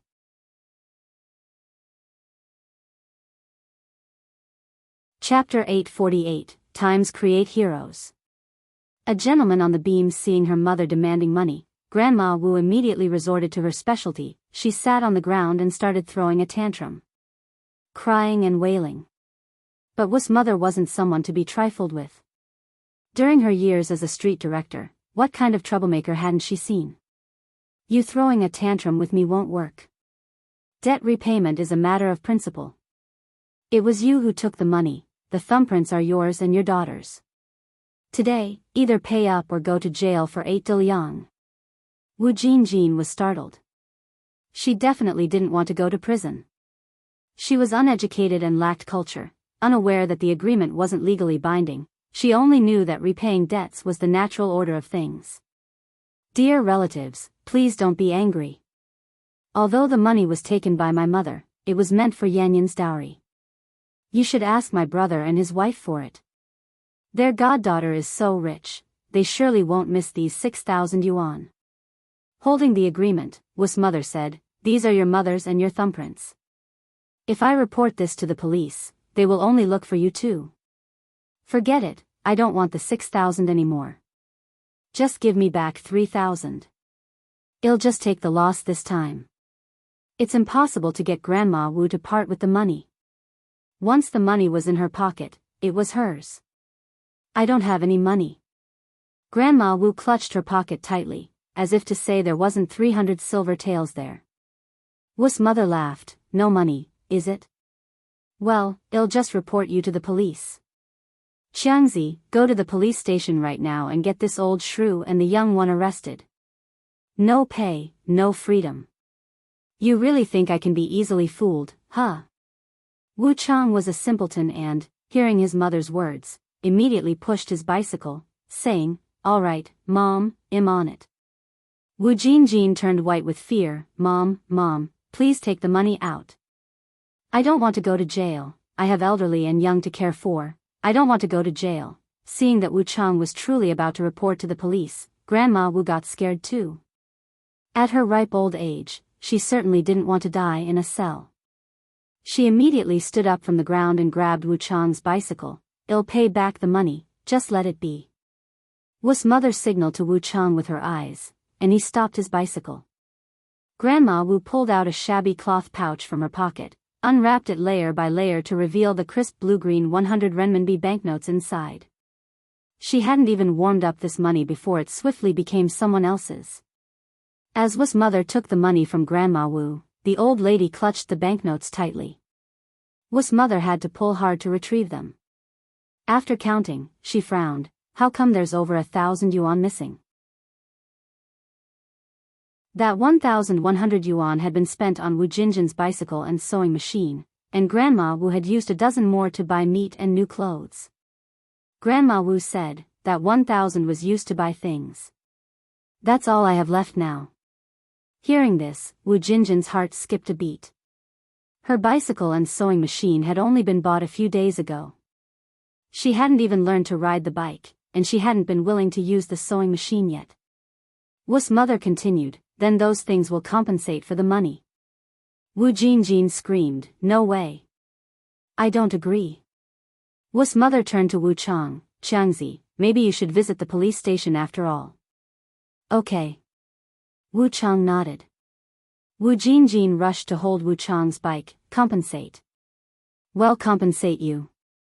Wu's mother was secretly thrilled. She had thought she'd lost those 3,000 yuan for good when Wu Yanyan was still a minor, but to her surprise, she managed to get it back. And it was all thanks to Nai Yang's tip. So, the procession set out to take the sewing machine and bicycle from Wu Jinjin's home. When they returned home, Wu's mother unceremoniously burned the agreement. After Wu's mother left, Grandma Wu sat in the empty courtyard, sobbing and wailing. Wu Jinjin sat beside her, joining in the crying. The mother and daughter had pinned their hopes on Wu Yanyan coming into a fortune, but in the end, it had all been in vain. After a good while of crying, Wu Jinjin gradually calmed down. "Mom, don't cry. He's still your biological son after all. Now that they've recognized such a capable goddaughter, I refuse to believe he'll disown you, his own mother." At these words, Grandma Wu seemed to instantly find her backbone. "Right. Jinjin, you're right." Wu Jinjin went on, "Besides, my brother and his wife still have their home here. I refuse to believe they'll abandon it altogether.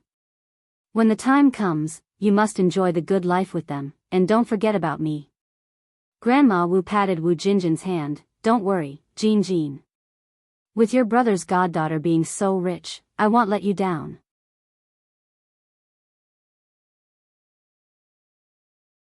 Chapter 849, Times Create Heroes. A gentleman on the beam _2. On the other side, the Wu family of 6 sat in the car. At that time, traffic management in Beijing was not as strict as in later years, so even if the car was overloaded, no one cared. The car sped quickly, sending dust flying everywhere. Sitting in the back seat, Yan Erju, frightened, said, "Sister Yang Yang, where are you taking us? Ni Yang smiled and said, "Don't worry, godmother. You'll know when we get there." Godmother? Yen Erju was stunned. She thought Ni Yang was just pretending, but even on the car, Ni Yang still called her godmother. Ni Yang continued, "Yen Yun and I have a special connection. I also really like the three brothers, Wu Dalong, Erlong, and Xiaolong. Godfather and godmother, if you don't mind, I would like to be your goddaughter from now on."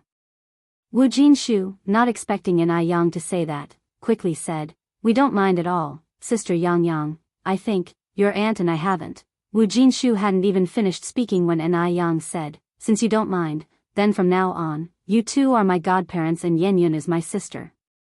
Wu Dalong, Erlong, and Xiaolong are my brothers." "That's great. I like Sister Yang Yang." Wu Dalong blurted out. "I like you too." Ni Yang turned her gaze to Wu Yenyun and asked, "Yenyun, what do you think?" Wu Yenyun, sitting in the passenger seat, turned to Ni Yang and said, "Sister Yang Yang." She was truly grateful to Ni Yang. If it hadn't been for Ni Yang today, she would have had to marry Wu Chang. Ni Yang smiled slightly. Soon, the car entered a community and beautifully swerved to stop in front of an apartment building. Ni Yang had bought many houses in the urban area before, and this apartment building was one of her properties. The house was simply furnished, but it had everything from pots and pans. Before Ni Tsuehua was back in Beijing, they occasionally stayed here for a few days. "Godfather, godmother, someone comes regularly to clean here. Except for the utensils we've used, everything else is new. You can live here from now on," Ni Yang said.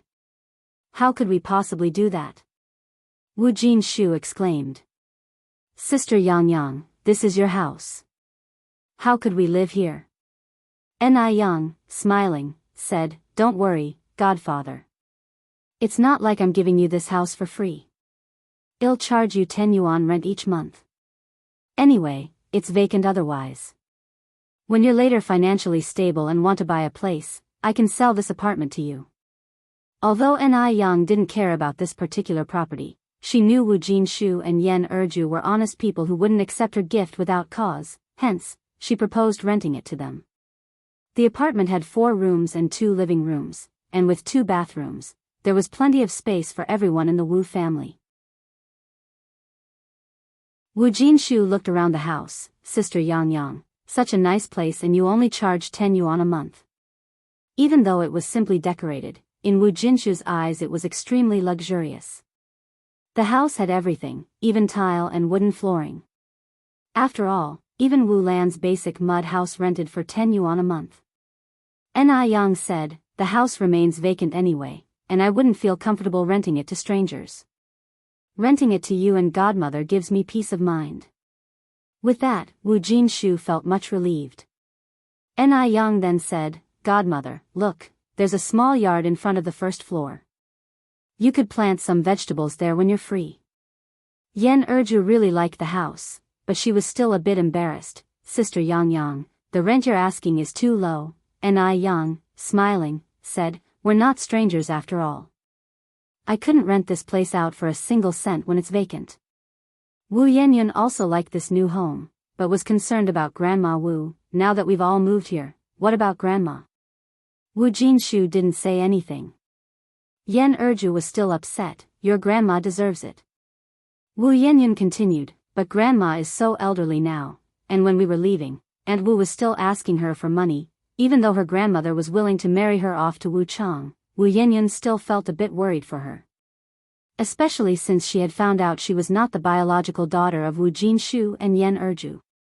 Seeing Wu Yenyun like this, Ni Yang spoke bluntly, "Godmother is right, your grandma deserves it, it's her own fault. Your family's life isn't unbearable. She had a good life and chose not to live it, instead causing trouble. Have you ever thought about what would happen if you had married Wu Chang?"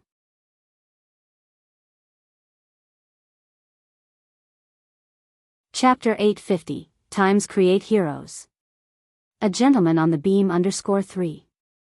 Ni Yang paused for a moment and then continued, "After marrying Wu Chang, you would transform from a young girl into a housewife, not only bearing children for Wu Chang but also acting as a stepmother to his 2 daughters. You are only 17 years old this year. If you don't marry Wu Chang, you can continue your studies, go to university, and have endless possibilities in the future. Your life was almost completely ruined by your grandmother's actions. Ni Yang's words were cutting, and Wu Yanyan's face changed, but she is, after all, my grandmother. Upon hearing this, Ni Yang knew Wu Yanyan would definitely be soft-hearted towards Grandma Wu in the future. Knowing how manipulative Grandma Wu could be, if Wu Yanyan became soft-hearted, who knew what she might end up doing? No.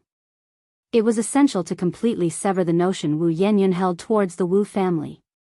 Ni Yang narrowed her eyes and continued, just because she's your grandmother, does that mean she can just sell you off to someone else to become a stepmother?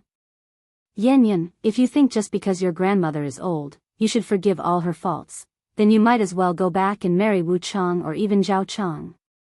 This time, I absolutely will not meddle anymore. Wu Yanyan's face went pale and she immediately explained, no. Sister Yang, that's not what I mean. I wasn't suggesting you are meddling too much, I'm just a bit worried about her because she's getting old. Ni Yang remained calm, Yanyan, everyone must take responsibility for their faults, old age is not an excuse to escape responsibility. Your grandmother is only reaping what she sowed.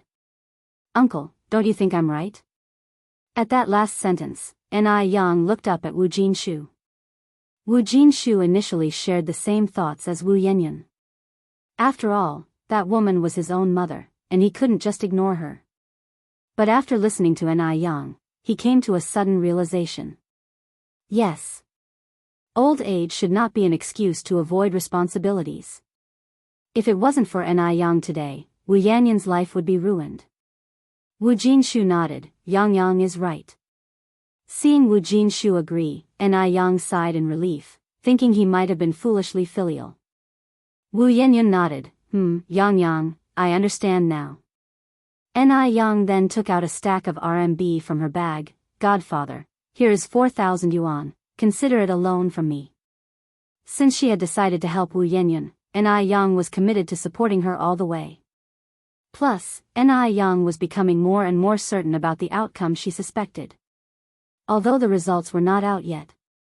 But she could see traces of Ni Qihua's past kindness and weakness in Wu Yanyan. She was still worried about Grandma Wu even after all the mistreatment she had received from her. Wu Jinshu hastily refused, Yang, you've already helped our family a lot, I can't accept this money. Ni Yang smiled and said, Godfather, just hear me out, don't be in a hurry to refuse. Your family has 4 children, and after the second half of the year, Yanyan, Dalong, and Erlong will definitely need to continue their studies. With the rent and utility bills, there will be significant expenses again soon. Although you and Godmother can make 80 yuan a month working at the noodle restaurant, relying on those 80 yuan, you will never be able to make serious money. Since the year before last, our area has completely abolished the coupon-based shopping system, and individual enterprises are also gradually being accepted by everyone, so I suggest you take this money and start a business. Once you've made some money, you can return what you owe me with interest. Now is a good opportunity to make money, and Yang didn't want Wu Jinshu to miss such a great chance. There won't be another 80s. Do business? Wu Jinshu was startled, I don't know anything, how can I do business? Yang paused, then asked, what did you and Godmother do for work before? Urja replied, I carried rice at the rice shop, and your godfather worked as a laborer on the construction site. Yang narrowed her eyes, so, Godfather, you must know a lot of construction workers from your time on the construction site, right? Yes, Wu Jinshu nodded, the workers at the construction site I used to work at were almost all from the same village. It's hard for outsiders to integrate into a group of construction workers introduced by fellow villagers. Yang thought for a moment and then said, then you could start a construction company. It would be even more convenient if everyone is from the same hometown. She very well remembered many real estate magnates in future generations who made their fortunes through construction companies. And in the 80s, China was developing, with countless skyscrapers yet to rise from the ground.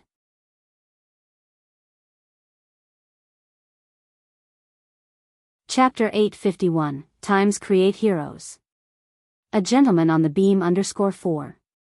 The construction industry is really in demand. Heroes are made by the times, policies, and opportunities.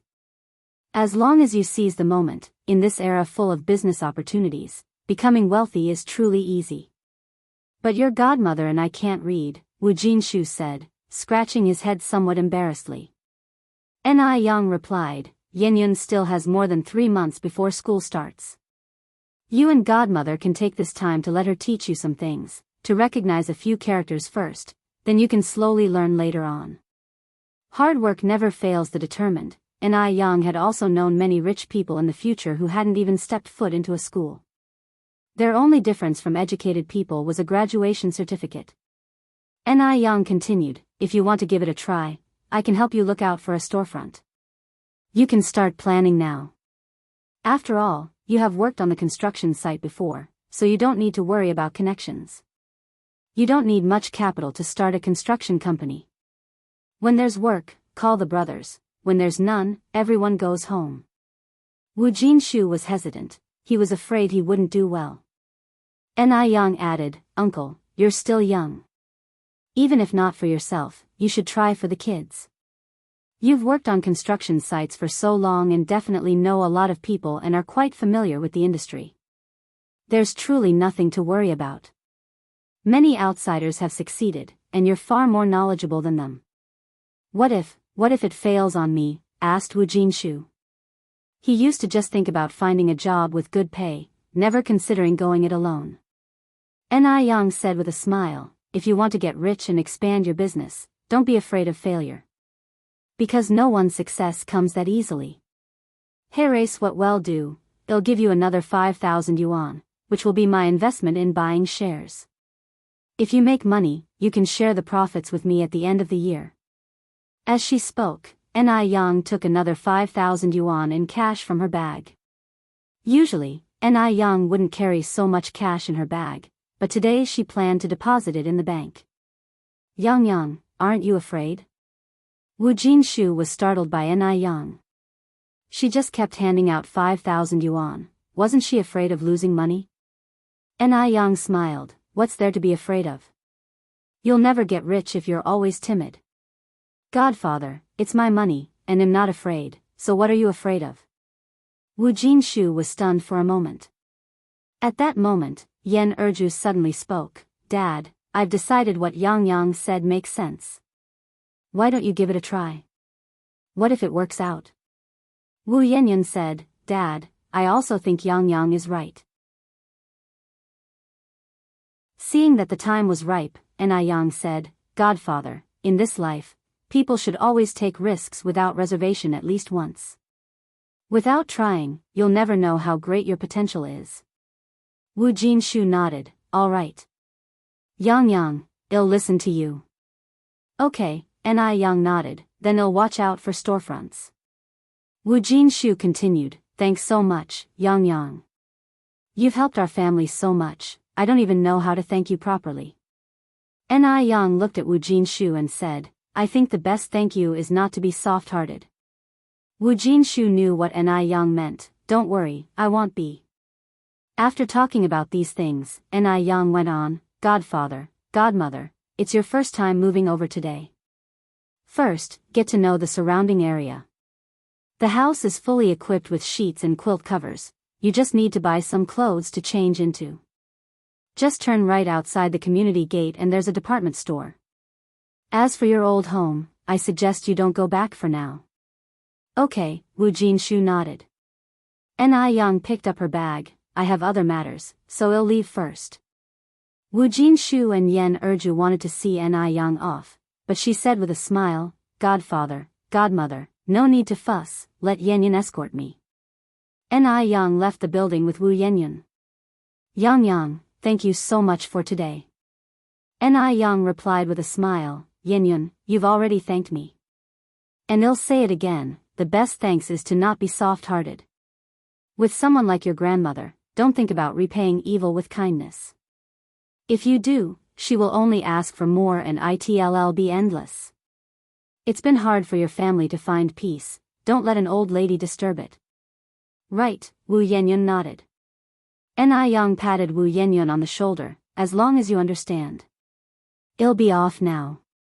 Yang, be careful on your way, said Wu Yanyan. Don't worry, Ni Yang assured before getting into the car and driving off.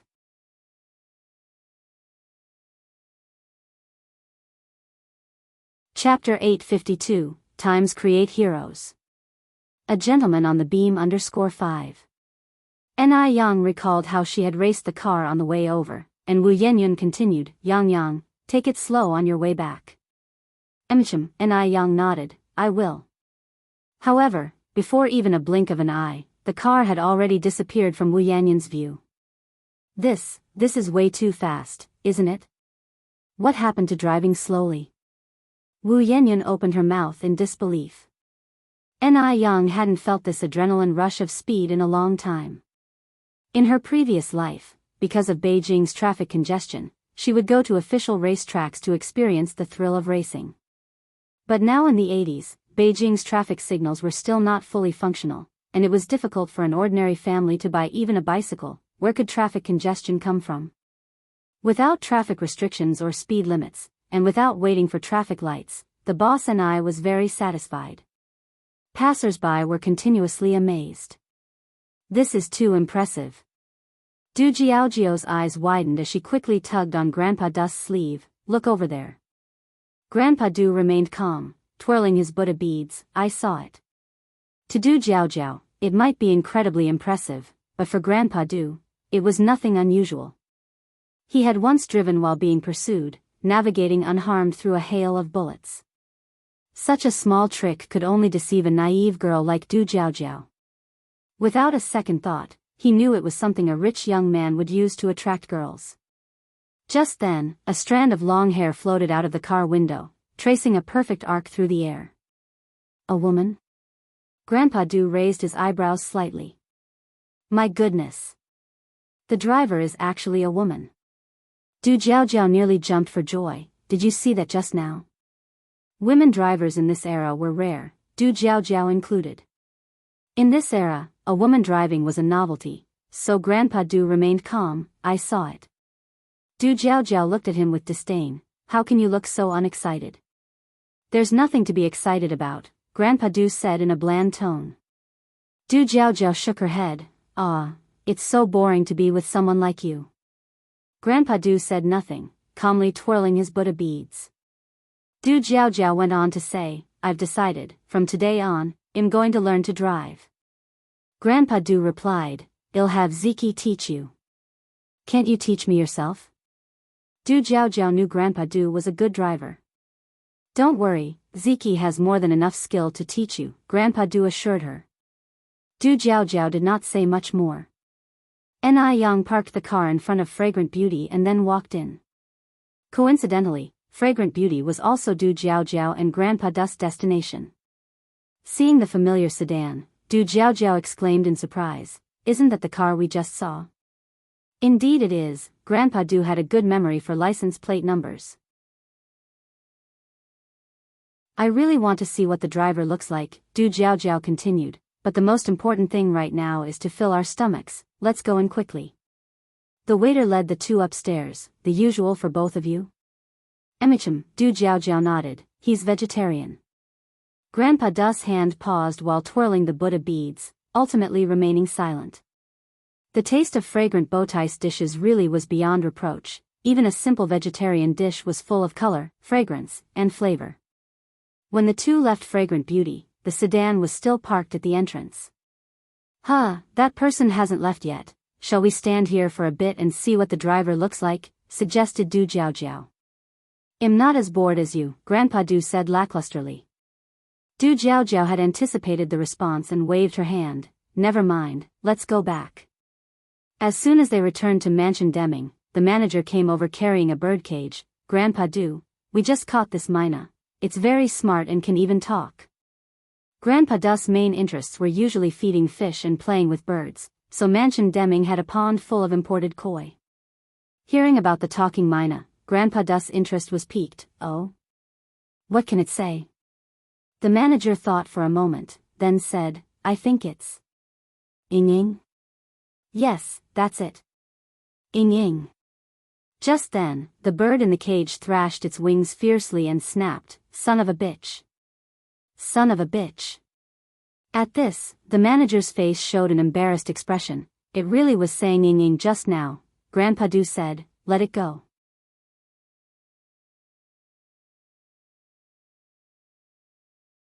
Chapter 853, Times Create Heroes. A gentleman on the beam _6. Ah. The steward was taken aback. Master Du twirled the Buddha beads. "This mynah bird's feathers shine brightly and it chirps crisply. Clearly it has been domesticated.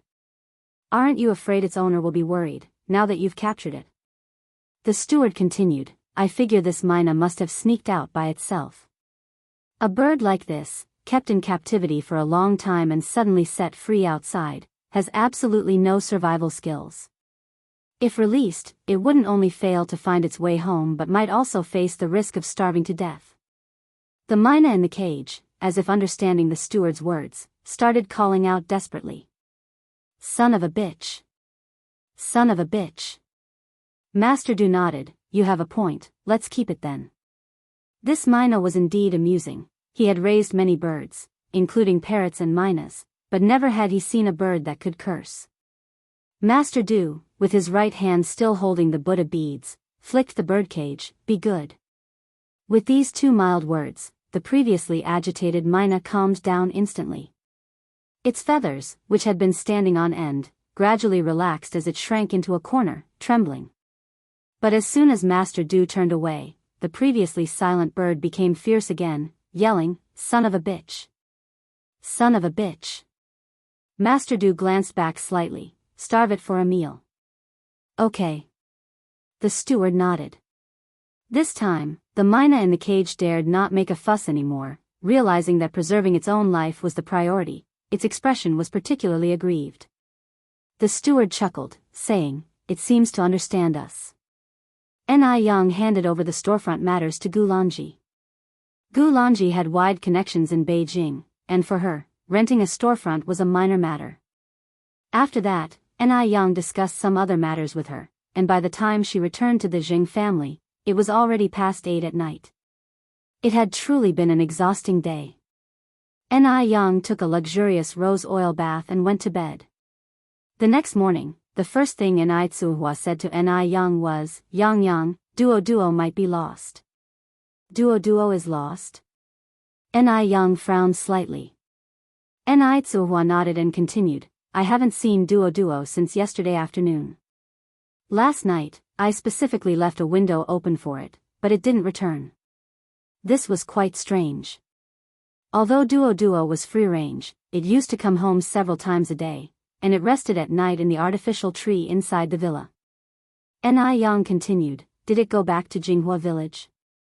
Duo Duo was a nostalgic bird and occasionally flew back to Jinghua village for a visit. "No," Ni Tsuhua shook her head, "I just called your aunt Ni, and she said she hasn't seen Duo Duo return." Ni Yang picked up a bun, "Then I'll go look for it." "Where will you look?" Ni Tsuhua asked. "I'll check the nearby park," Ni Yang replied. Walking out of the Jing family, Ni Yang ate the bun while calling for Duo Duo.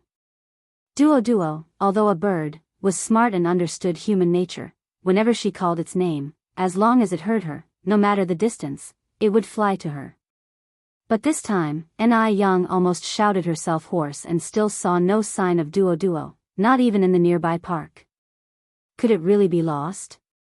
Ni Yang's face turned pale, and suddenly, the bun in her hand lost its appeal. When she first brought Duo Duo home, it was just a little bird with barely grown feathers. She had struggled to raise it, dealing with its mess until it had grown, and now it was lost. Duo Duo. Chirp. Just then, a black shape flew toward her from a distance. It was Duo Duo. Ni Yang breathed a sigh of relief, but as the dark figure approached, she realized it wasn't Duo Duo after all. It was just another mynah bird that looked exactly like Duo Duo.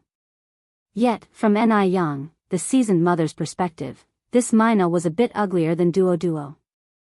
Duo Duo would always be the most beautiful child in her eyes. Tweet tweet. This mynah bird had been circling above Ni Yang's head, and Ni Yang just realized that this bird was one of Duoduo's many flings. As a womanizer of the bird world, Duoduo had brought quite a few female mynah birds home for a free meal. Ni Yang was particularly impressed with this mynah bird because of its unique claws. Do you mean to tell me you know where Duoduo is? Tweet tweet. The mynah bird flapped its wings, turned direction, and flew off, glancing back at Ni Yang as it went. Ni Yang immediately started running to keep up. Fortunately, Ni Yang was in good shape and didn't feel tired even after running 2 or 3 kilometers. Tweet tweet. The mynah bird stopped in front of an ancient-looking mansion. Is Duoduo in there? Ni Yang asked. Tweet tweet. Then I'll knock on the door. The mynah bird continued to hover above Ni Yang. An old-fashioned sign reading, De Ming Xian, hung on the grand entrance. Anyone living in De Ming Xian was no ordinary person, and naturally, one couldn't enter without an appointment. Ni Yang turned away at the door, felt a headache coming on. Tweet tweet.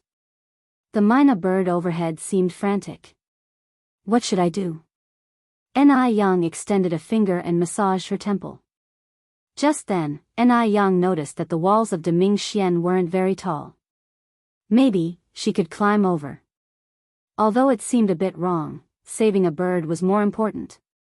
She wasn't there to steal anything, after all. Ni Yang made her way to the back of De Ming Xian, quickly scaled the wall, and jumped down neatly. Due to unfamiliarity with the terrain, the spot she chose to land was right by an arched door, and just as she landed, someone happened to be passing by. Protect Yi. The area immediately went into high alert. Walking in front, Du Jiaojiao instinctively moved to shield Yi. Yi, a grown man, didn't need a woman's protection. Pushing Du Jiaojiao aside, he stepped forward.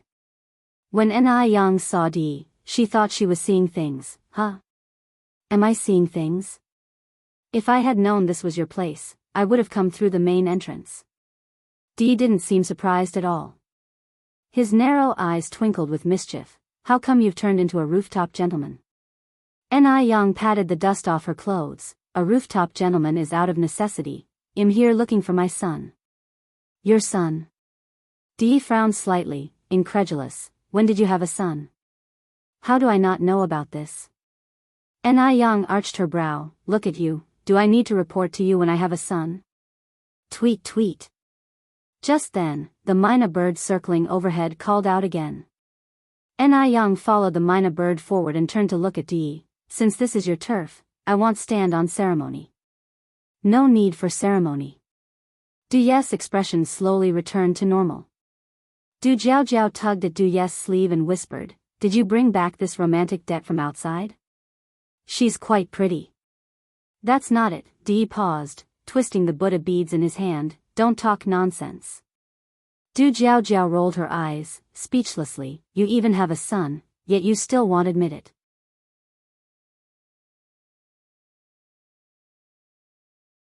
Chapter 854, Offended the Wrong Person. Dog food manufacturer Du Jiaojiao had many mishaps with romance previously, which, coupled with Ni Yang coming to find her son, led to some misunderstandings. Gazing at Ni Yang, Du Jiaojiao's eyes sparkled with admiration. I say, you've got quite the taste this time. Such a beautiful young girl, and I doubt we could find another like her in all of Shanghai. She had a son for you, and you're still not satisfied? That son isn't mine, Du said with a tone of helplessness. Du Jiaojiao stared wide-eyed at Du, incredulous. You've been cheated on? Du's breath hitched. You're venturing way off topic. Then what do you mean? If you haven't been cheated on, why deny your own son? That's not right. Du Jiaojiao argued. Twisting the Buddha beads, Du replied, Stop guessing. Ni Yang and I are not what you think. She is also the person who saved me earlier. Is that truly her? Du Jiaojiao expressed her skepticism. Really? Du Jiaojiao had always been curious about Du's mysterious lifesaver and never anticipated it was the young girl before her. They say no one is perfect, but Du Jiaojiao was still in disbelief. Such a beautiful young girl, and yet so capable. Unbelievable indeed. Absolutely true, Du affirmed, his expression unreadable. Knowing Du was not one to jest, and he had no reason to joke about this matter, Du Jiaojiao asked curiously, then why is she here looking for her son? Did you hide her son? I don't even know who her son is, Du replied innocently. Looking towards Ni Yang, Du Jiaojiao remarked, not to mention this young lady is really beautiful, no wonder you compared her with Change last time. She doesn't look like someone who has had a child. Glancing at Du Jiaojiao, Du retorted, you speak as though you've had one. Du Jiaojiao rolled her eyes at Du. The two casually followed Ni Yang. Ni Yang kept following the leader's son parakeet, walking through the corridor and arriving at the garden's back. Seeing how earnestly Ni Yang was searching, Du Jiaojiao elbowed Du, you didn't really hide her son, did you? Why would I hide her son? Du countered. Du Jiaojiao eyed Du seriously, maybe to become her kid's stepdad. Du's breath hitched again, don't spout nonsense. Du Jiaojiao's face was alight with teasing, I guessed it, didn't I? You think you can read minds? Du said calmly while twirling his Buddha beads. Du Jiaojiao continued, getting to marry such a pretty girl, even if it means being someone's stepdad, wouldn't be a loss. This time, Du didn't respond. He knew Jiaojiao too well. If he kept responding, Jiaojiao would never stop teasing. Are you admitting it? Du Jiaojiao nudged Du again. Du remained silent. Du Jiaojiao scoffed lightly. Ni Yang had searched around in the garden and hadn't found Duo. Miss, did you find your son? Du Jiaojiao approached, need any help? Thank you. Before Ni Yang could finish, a crisp voice filled the air. Yang. Duo. Ni Yang's face lit up. Hearing Ni Yang's response, Duo called out even more joyously, Yang. The sun parakeet spiraling above Ni Yang's head seemed extremely excited, chirping non-stop. Who's talking? Du Jiaojiao scratched her head, looking at Ni Yang. Your son? Yep. Ni Yang nodded, her gaze catching a middle-aged man walking towards them with a birdcage covered by a black cloth. Yang. Ni Yang approached the middle-aged man, excuse me, sir. May I take a look at what you're holding? The middle-aged man paused, about to ask who Ni Yang was, but Du interjected, open it for Miss Ni to see. Having lived in this place for so long, Du had never brought any woman other than Du Jiaojiao here. Ni Yang was most likely the first.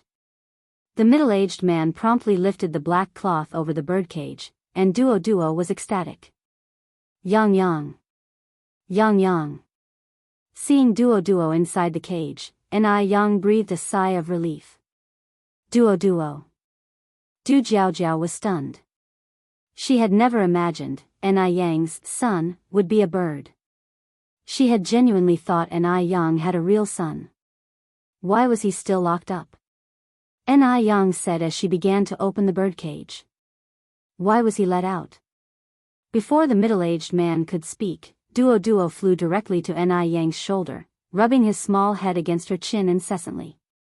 Yang.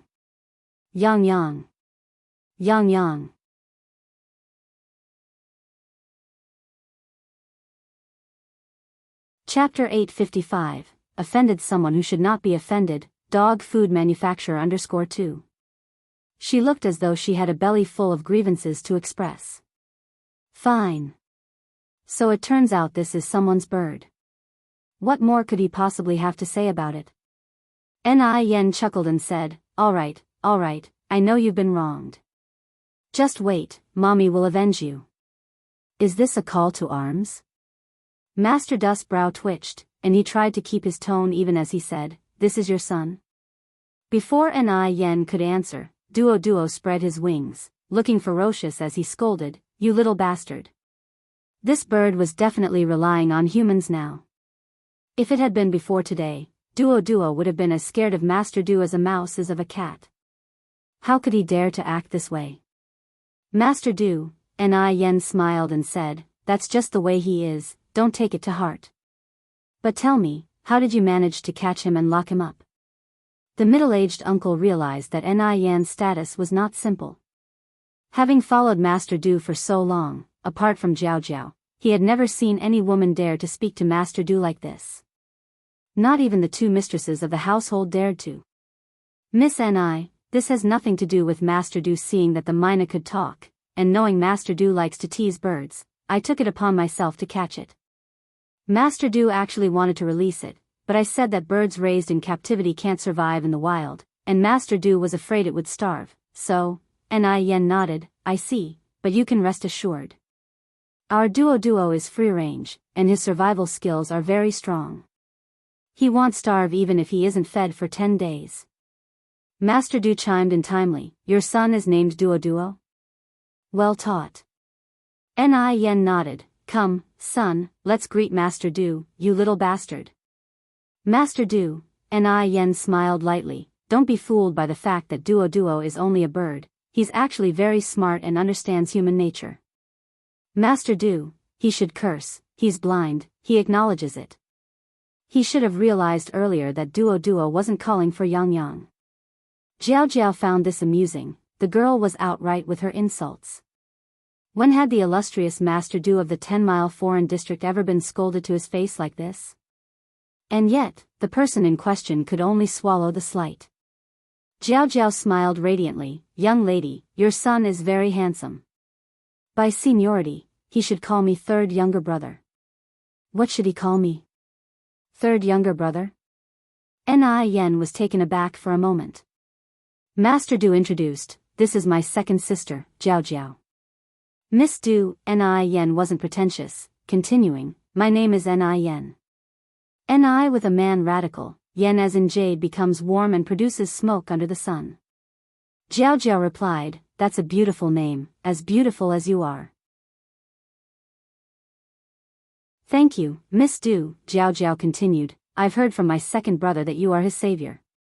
If anyone should be thanking, it should be me thanking you.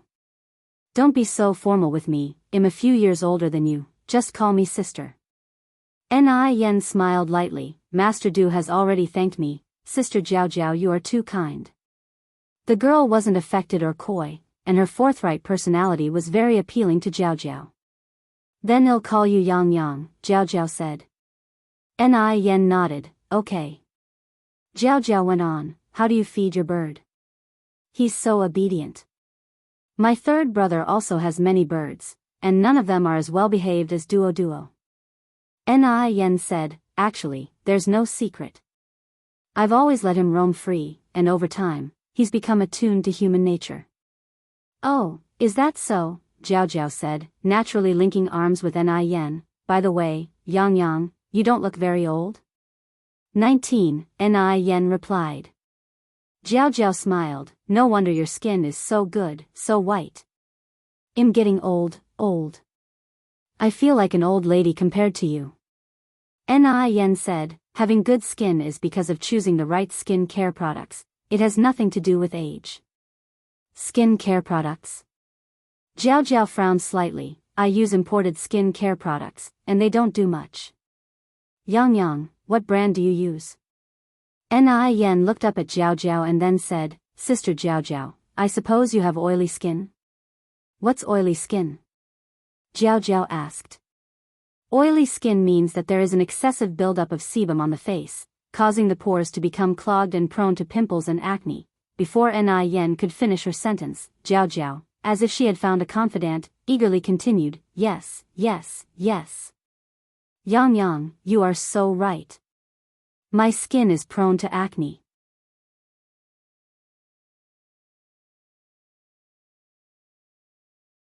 Chapter 856, Offended Someone Who Shouldn't Have Been Offended, Dog Food Manufacturer _3. As she finished speaking, Du Jiao Jiao continued, but Yang, how do you know all this? Yang replied with a smile, because I love beauty and like to fiddle with things.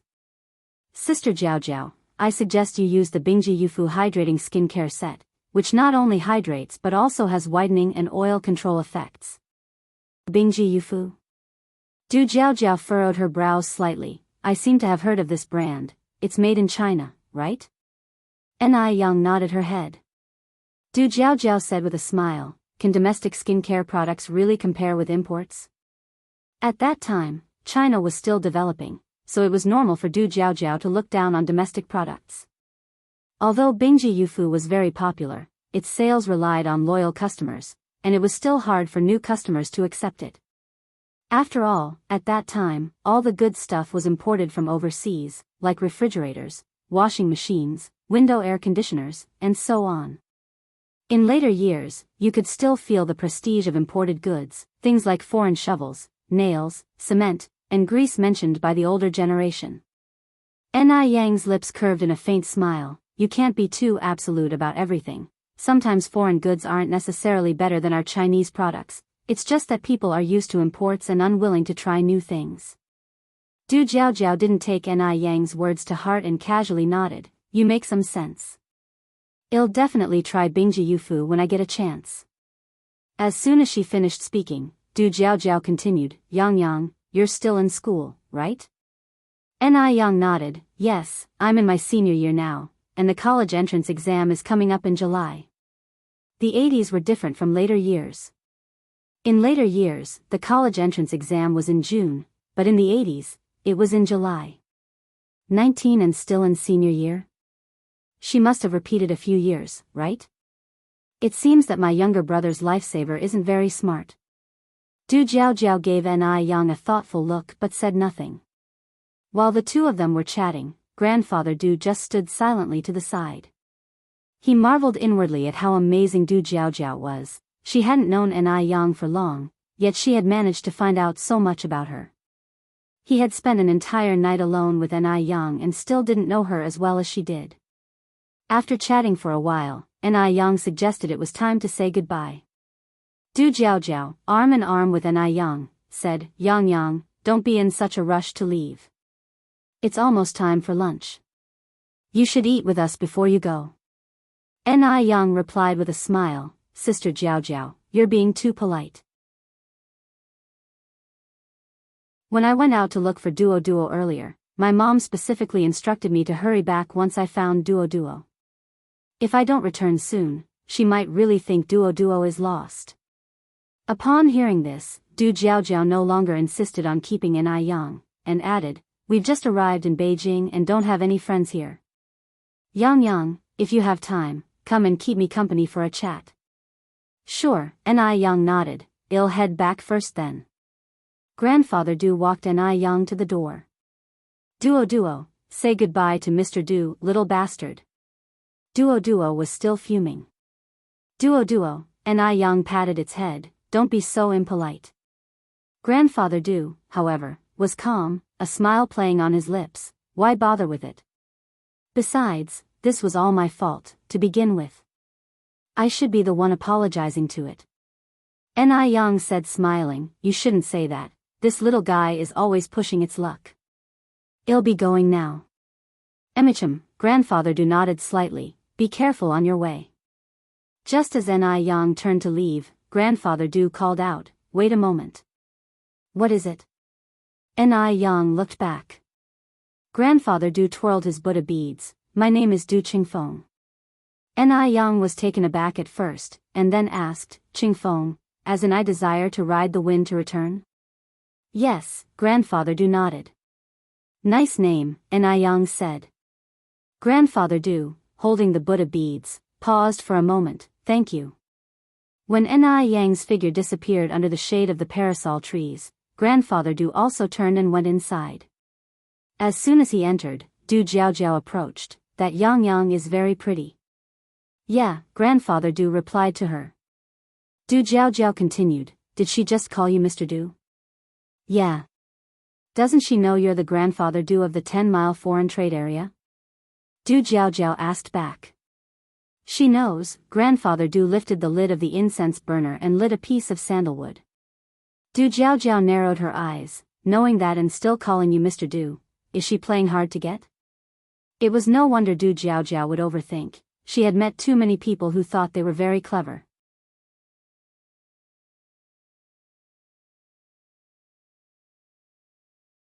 Chapter 857, Offended Someone Who Shouldn't Have Been Offended, Dog Food Manufacturer _4.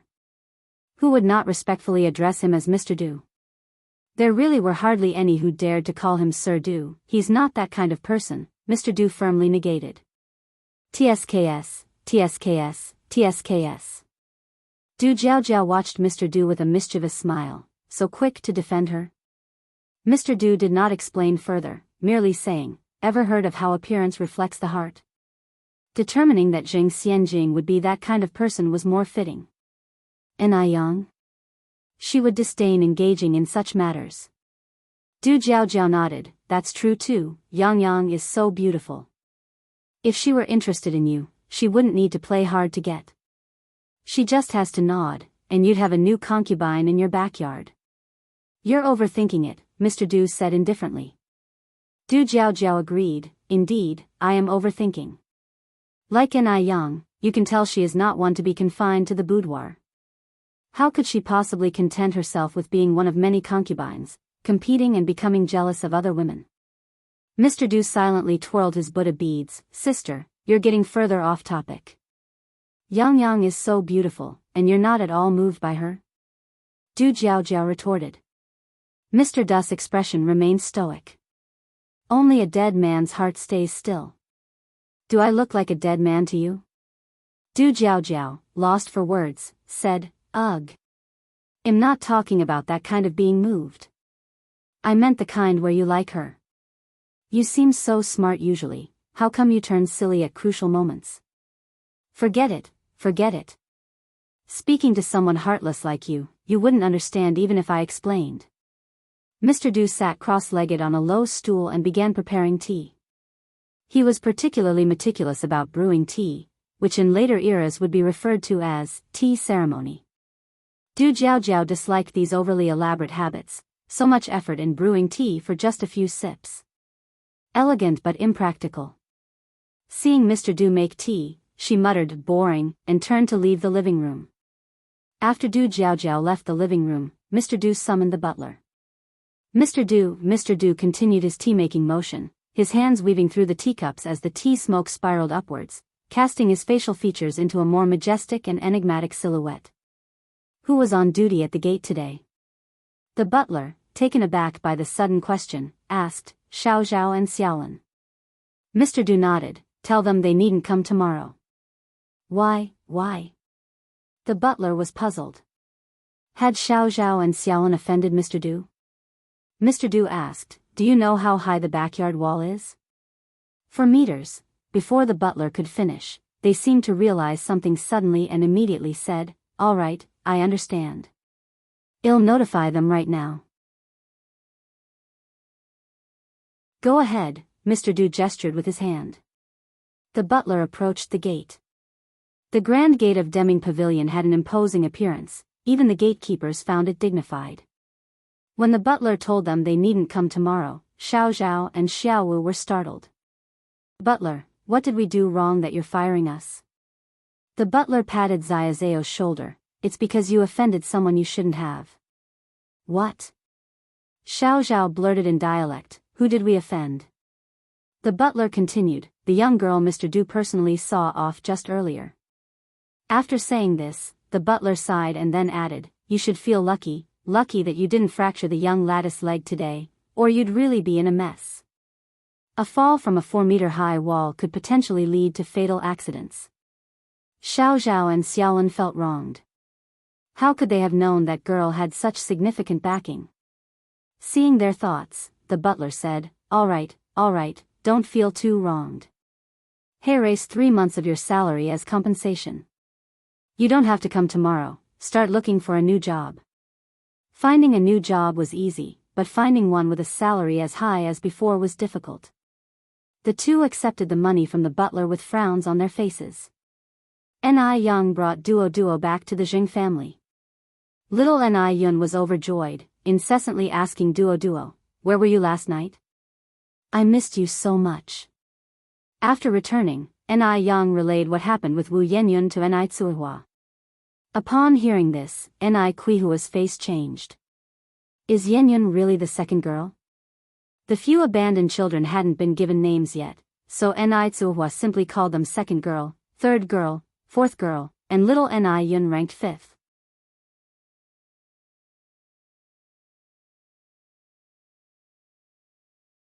Chapter 858, Offended Someone Who Shouldn't Have Been Offended, Dog Food Manufacturer _5.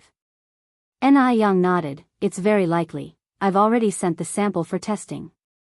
3 months later, we'll know the results, and the truth will be revealed. Firstly, Wu Yanyan's age matches with my second sister, and then she doesn't resemble the Wu couple, and the location also matches since they too are from Haicheng. Ni Tsuhua wiped her tears, no wonder I felt the child looked familiar, so she is indeed Erniu. Ni Yang continued, Mom, it's just a suspicion for now, nothing certain. Let's wait for the test results, and don't get your hopes too high. The higher the hopes, the greater the disappointment. If it turns out to be a misunderstanding, Ni Tsuehua would be devastated. Ni Yang needed to prepare precautionary measures. Upon hearing this, Ni Tsuehua calmed down a bit and then asked, where are they living now? I want to go see them. Ni Yang replied, they live in Building 78, Guiqing Garden, but I think you shouldn't disturb them for now. Let's wait until after the test results are out. Can I just take a quick peek without them noticing? Ni Tsuehua asked. Ni Yang hesitated, how about this, Uncle Wu's construction company will be launching soon. You can visit then, by that time, I will have recognized them as my godparents. Okay, Ni Tsuehua nodded. Time swiftly passed, and in the blink of an eye, 7 days had gone by. During this time, Ni Yang was studying the 13 ghost points technique while also helping Wu Jinshu lease a storefront. Wu Jinshu was busy decorating the storefront. One morning, Dr. Jiang came with his medical kit to check on grandmother Zheng's health. After the examination, Dr. Jiang smiled and said, Qing, I think you won't need me anymore. Why? Grandmother Zheng asked. Dr. Jiang replied, because you have fully recovered. It's really miraculous. Ever since your granddaughter's returned, your health has improved daily. She truly is the lucky star of your family. Grandmother Zheng smiled, I think you are absolutely right, Xiaoyan. Ever since I met them, I feel no illness at all. Dr. Jiang looked around, seeing no one was nearby, he lowered his voice, how are Tingting and Lingling getting along? Any discord? None, Grandmother Zheng replied. They get along just like biological sisters, and even the children interact well together. This was something Grandmother Zheng was very pleased about. In ordinary families, such harmony might not be possible. Although last time, Jing Xianjing was suspected of impersonating Mr. Dust's lifesaver, she had sincerely apologized, and that issue was now resolved. Dr. Jiang nodded, that's good. Tingting and Lingling are blood-related cousins, and their getting along so well is within my expectations. After speaking, Dr. Jiang continued, Qing, you now essentially have 2 daughters. Have you thought about how you will divide the inheritance? Grandmother Zheng smiled, I've always been fair and won't favor one over the other. Although Lingling is not my biological child, she is no different from my own. I've said it before, when the time comes, it will be half for each child. Upon hearing this, Zheng Lingling, who was about to approach, stopped in her tracks. Half for each. This damn old woman really had the nerve to say it. If she had said a 20-80 split, Zheng Lingling would have accepted without a word. But now it was a 50-50 split. She had spent nearly half her life taking care of these 2 people, and Ni Tsuehua had only returned a few days ago. What right did Ni Tsuehua have to share the Zheng family's wealth equally with her? Even suggesting a 20-80 split was her being generous. In her opinion, the Zheng family's wealth should not go to Ni Tsuehua at all. Dr. Jiang replied, that's certainly a fair approach, but will your Tingting agree? After all, you are her biological mother, would she be willing to share equally with Lingling? Grandmother Zheng smiled, don't worry about that. Tingting is a good child, she doesn't care about the part she gets. Dr. Jiang responded, that's good. Zheng Lingling's features contorted. Ni Tsuehua is a good child? Was this damn old woman implying that she was not? No. She couldn't wait any longer. Zheng Lingling clutched the tray in her hands, her knuckles turning slightly white from the force. When Dr. Jiang left the Zheng family's house, Zheng Lingling chased after him. Aunt Jiang, wait a moment. What is it? Dr. Jiang turned around. Zheng Lingling said, Dr. Jiang, I've been having severe headaches lately. Do you have any painkillers?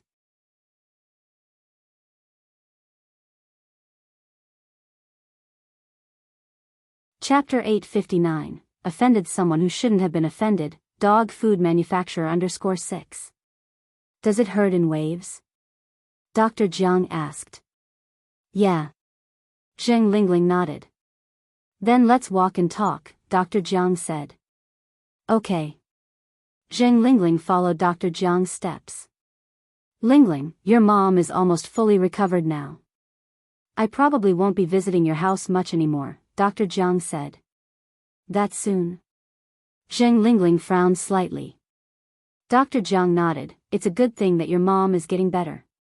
Zheng Lingling then said, please give me the painkillers quickly.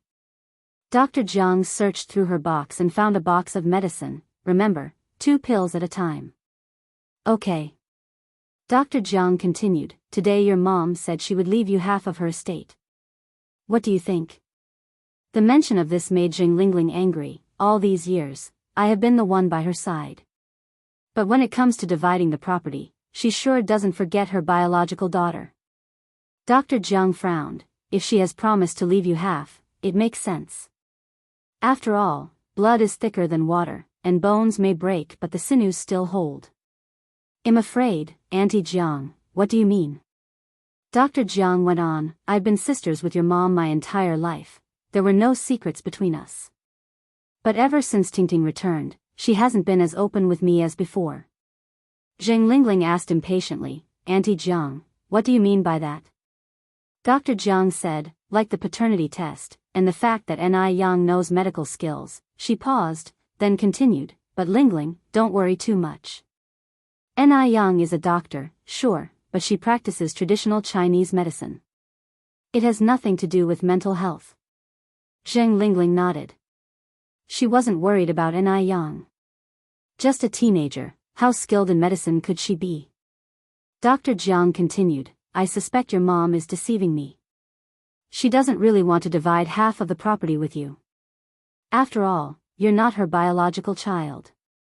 She wants to leave all the wealth to her biological daughter, which is natural human sentiment. Zheng Lingling bit her lip, what should I do then? Everything in the Zheng family was hers. She was not willing to be so easily robbed. Dr. Jiang took out another box of headache pills from her medical kit. Some things are better dealt with sooner rather than later. Don't underestimate a headache as a small issue. If it drags on for long, it can turn into a big problem. Life is unpredictable, who knows what might happen tomorrow. Zheng Lingling took the box and nodded solemnly, got it, Auntie Jiang. I understand. Today was the grand opening of Wu Jinshu's construction company. The name of the construction company was chosen by Ni Yang. Zhanghua Construction Company, Limited. As the sole investor, Ni Yang, of course, couldn't miss the opening day. At 8 in the morning, Ni Yang and Ni Tsuihua arrived at the company on time. The more Ni Tsuihua looked at Wu Yenyun, the more she felt Wu Yenyun was her second daughter. Her eyes began to moisten. How hard it must have been for her to grow up so big, being thrown away so young. Poor child, she hadn't even had the chance to drink milk since she was little. Wu Yenyun noticed Ni Tsuihua kept looking at her and feeling somewhat embarrassed, said, Auntie, do you have something you want to tell me? Nothing, nothing.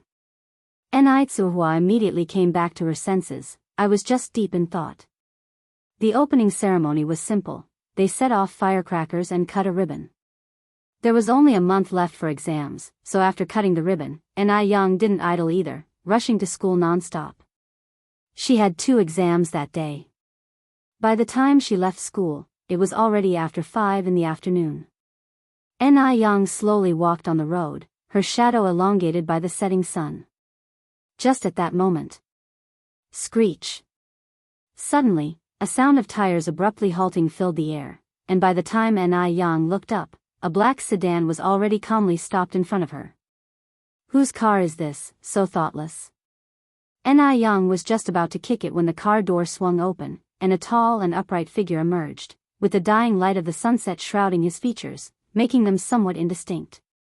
N.I. Yang was momentarily stunned before she could react, and by then she was already seized by an imperious force. Yang Yang. He buried his head in her neck and deeply inhaled the lingering scent of her hair. Brother Mo. N.I. Yang wrapped her arms around him. Thinking about it, it had been almost half a year since she last saw Mo Chishin. Ouch! After hugging for a bit, N.I. Yang pushed him away with her hands, expressing her disdain. Brother Mo, how long has it been since you shaved? Did it hurt you? Mo Chishin looked worried.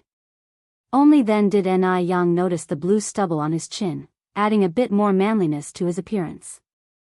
N.I. Yang couldn't help but reach out and touch it, finding the sensation novel, like a tingling electric shock. Tisk, TSK, how busy have you been?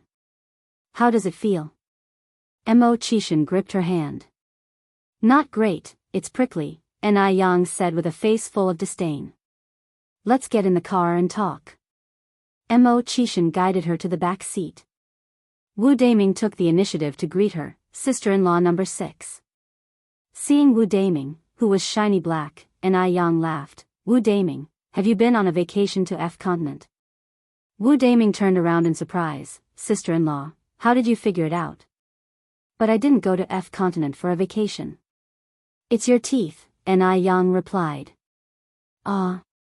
Wu Daming was somewhat confused. N.I. Yang continued, I suggest that if you go out at night, remember to smile more. Why? Wu Daming touched the back of his head. N.I. Yang smiled and said, use your teeth to blind them, otherwise it's too dark and no one can see you. Wu Daming, not only had he darkened, but why did everyone have to laugh at him too? A few minutes later, Wu Daming realized that being laughed at by N.I. Yang wasn't the worst. Being force-fed dog food, that was the worst. He was still a kid, why did he have to endure such an assault of love? Those two people in the back seat were really too much. After about 15 minutes, the car stopped in front of a villa. Once out of the car, N.I. Yang said in surprise, why are we here? Weren't we going to my place? Mo Chishin said, with my disheveled appearance, it's not suitable for me to go to your house. What if our mom disapproves and won't let you marry me? N.I. Yang raised her eyebrows slightly, I'm not planning to marry you right now anyway. Fine, then I'll marry you. Mo Chishin shamelessly wrapped his arm around N.I. Yang's waist. Yang, you've lost weight. Have I? You really have, I can feel it, Mo Chishin said as he tightened his hold. As they talked, the two of them had already entered the villa. No sooner had the door closed than Mo Chishin pinned her against it with a reversed hand, and then leaned down for a kiss. The blue stubble prickled against her fair skin, a bit painful, yet Mo Chishin couldn't bring himself to let go so soon after such a long time apart. After a while, N.I. Yang pushed him away. Go shave now.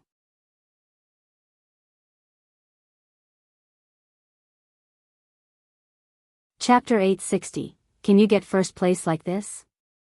Mo Chishin went to the bathroom to take a shower and shave. N.I. Yang, having nothing better to do, sat on the couch to watch TV. At this time, there weren't many channels available on TV, but the programs being broadcast were future classics. Playing on TV right now was the 1985 version of Ji Gong, although there were only 8 episodes of it currently. N.I. Yang hadn't really watched Ji Gong before, but she found it quite interesting now.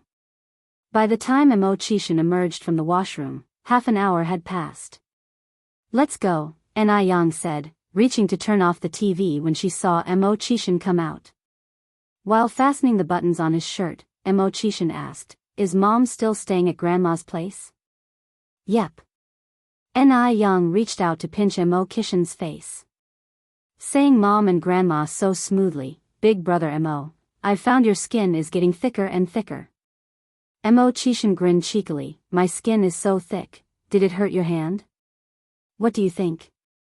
Ni Yang raised her eyebrows slightly. I guess it must have hurt, let me rub it for you. Mo Chishan took Ni Yang's hand. Big brother Mo, I beg you to be a bit more human. The two chatted as they walked away. Wu Daming had already returned home, and Ni Yang took the keys from Mo Chishan. I'll drive. Mo Chishan was a little surprised. You know how to drive? He hadn't known that Ni Yang could drive, even after knowing her for so long. Of course, Ni Yang said with a touch of haughty pride. Is there anything your brother Yang can't do? At first, Mo Chishan thought Ni Yang was just boasting until she successfully started the car. Only then did he realize that Ni Yang wasn't joking. This Ni Yang, she may seem aloof and reticent ordinarily, but only Mo Chishan knew she had a playful side hidden in her bones. And she liked to brag a bit. Buckle up, Ni Yang said, her hand on the steering wheel, glancing sideways at Mo Chishan. The light from the street lamps cast the shadow of her eyelashes across her nose bridge in a strangely cool pose. Mo Chishan swallowed unconsciously. Oh.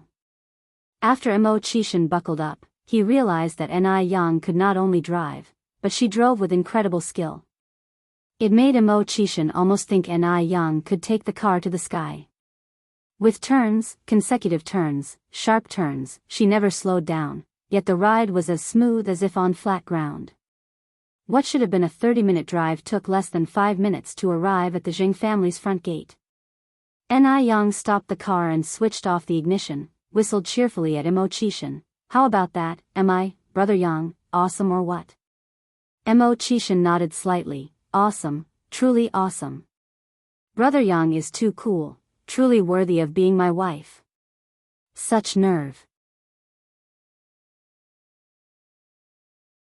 Mo Chishan got out of the car right behind her, taking the gifts brought back from F country from the back of the car, and they walked towards the villa together. Jing Xianjing had the day off from school and had come home early. Just as she came down the stairs, she saw a figure coming through the door. Against the light, she couldn't quite make out his features, yet a powerful aura surrounded him, instilling a sense of inferiority in those who saw him. Who could this be? Although she couldn't quite see his face clearly, Jing Xianjing could sense that this was no ordinary person. Perhaps it was Mr. Mog. The Mo and Jing families were extremely close, so it was unsurprising for Baichuan to visit the Jing family. Jing Xianjing narrowed her eyes and subconsciously brushed her hair behind her ears, straightened her back, and walked downstairs. The features of his face gradually became visible in the darkness. Thin, sharp lips like paper cuts, narrow and long phoenix eyes brimming with a cold gleam, and features as flawlessly carved as fine artistry, especially those deep and heavy eyes, bottomless as if they were vast stars. She recognized who it was. The next second, all traces of a smile vanished from Zheng Xianjing's face. It was Mo Chishan. How could such a fine appearance be wasted on a ne'er-do-well like Mo Chishan? Regret and disgust flickered across Zheng Xianjing's eyes as she snorted and walked past him with her nose in the air. For a good-for-nothing like Mo Chishan, even the right to hold her shoes was unattainable. Mo Chishan's face remained expressionless as he continued walking in. Xiaoma. Enitsuhua was surprised to see Mo Chishan. When did you get back? Mo Chishan replied, Auntie, I just got back home this afternoon. Laughing, Enitsuhua said, Come on in, and, by the way, where's Yang Yang? Did you see her? Mo Chishan answered, Yang Yang was supposed to come in with me, but she felt a bit unwell the moment we were entering the door, so she went to the washroom.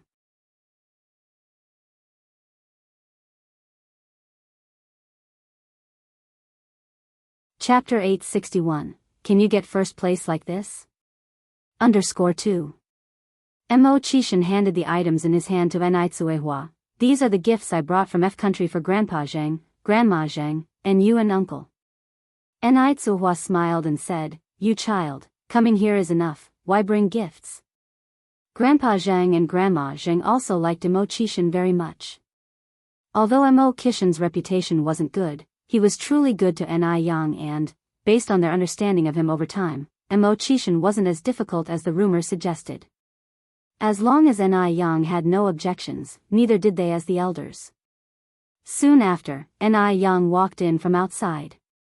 That evening, after Mo Chishan had some drinks, Ni Young drove him home. This time she didn't speed but drove leisurely. The car didn't have the air conditioning on, all the windows were down, and a gentle breeze flowed in, making it pleasantly refreshing. While driving, Ni Young started discussing Wu Yanyan with Mo Chishan. Mo Chishan said, "If she really is your second sister, then your third and fourth sisters must still be around too." Ni Young nodded, hopefully. "By the way, tomorrow is Sunday. I just recognized Yanyan's parents as my godparents, so how about I take you to visit them tomorrow?" "Sure." Despite the slow speed of the car, it didn't take long to arrive at the Mo family's house. Since they were already there, Ni Young went in with Mo Chishan, planning to greet Mr. and Mrs. Mo. Seeing Ni Young, Mr. and Mrs. Mo were very happy. "Yang is here. Come in, come in. We just got a few kilograms of green husk lychees this afternoon from Officer Wu, and I saved half for you, planning to send them over in a couple of days." Ni Young loved lychees, and hearing they were green husk lychees excited her even more. "Are they guelu from Xinjiang?" Yes, the guelu from Xinjiang. They're very sweet and even seedless." Green husk lychees were the most expensive among lychee varieties. Ni Young remembered once, in her previous life, a single green husk lychee was auctioned for a record high price of 550,000. After many years, tasting green husk lychees again transported Ni Young momentarily back to the future. Mo Chishan peeled the lychees and placed them on a plate, one after another, quickly filling up a large plate. Ni Young hurriedly said, Okay, big brother Mo, I can't eat that much after dinner. Do you not want to eat pomegranate?" Mo Chishan picked up a pomegranate. Ni Young shook her head, "No." Mo Chishan smiled and asked, "Is there any fruit you don't eat?" Ni Young responded, "Pomegranates require spitting out seeds, it's too much hassle. Lychees are more convenient." Mo Chishan smiled, took a pomegranate and slowly started peeling it, his handsome hands clearly defined against the bright red pomegranate, making them particularly striking. Hearing the noise downstairs, Xiao Yingying immediately ran down. She had been staying at the Mo family's house for the past few days, hoping to meet Mr. Mogg, so she always rushed over whenever there were visitors at the Mo family's house to see if it was Mr. Mogg. Seeing Mo Chishan, Xiao Yingying's face couldn't hide her disappointment. Xiao Yingying, like an eggplant hit by frost, didn't even want to greet Mo Chishan and listlessly walked back upstairs. Mr. and Mrs. Mo didn't like Xiao Yingying much either. Because the girl lacked manners, barely greeting them and always acting as if someone owed her millions. If she wasn't Mo Baichuan's cousin, they would have kicked her out long ago. Just then, noises sounded from outside. Mrs. Mo stood up and said, "It must be Baichuan coming back, I'll go have a look." Sure enough, it was Mo Baichuan. Mo Baichuan had been staying at the base, and he hadn't expected to see Mo Chishan and Ni Young upon his return. "Your Uncle Six came back today, and Yang is here too. Go greet them." "Okay." Mo Baichuan took off his white gloves and walked into the living room. "Uncle Six." Mo Chishan nodded slightly. "My nephew is back. Didn't you see your Aunt Six?" Ni Young greeted, "Nephew, would you like some lychees?" What was this back and forth exchange about? Mo Baichuan frowned. "I don't eat them." "Oh." Ni Young didn't say anything more and continued eating lychees, just being polite. Mo Baichuan then asked, "When did Uncle Six get home?"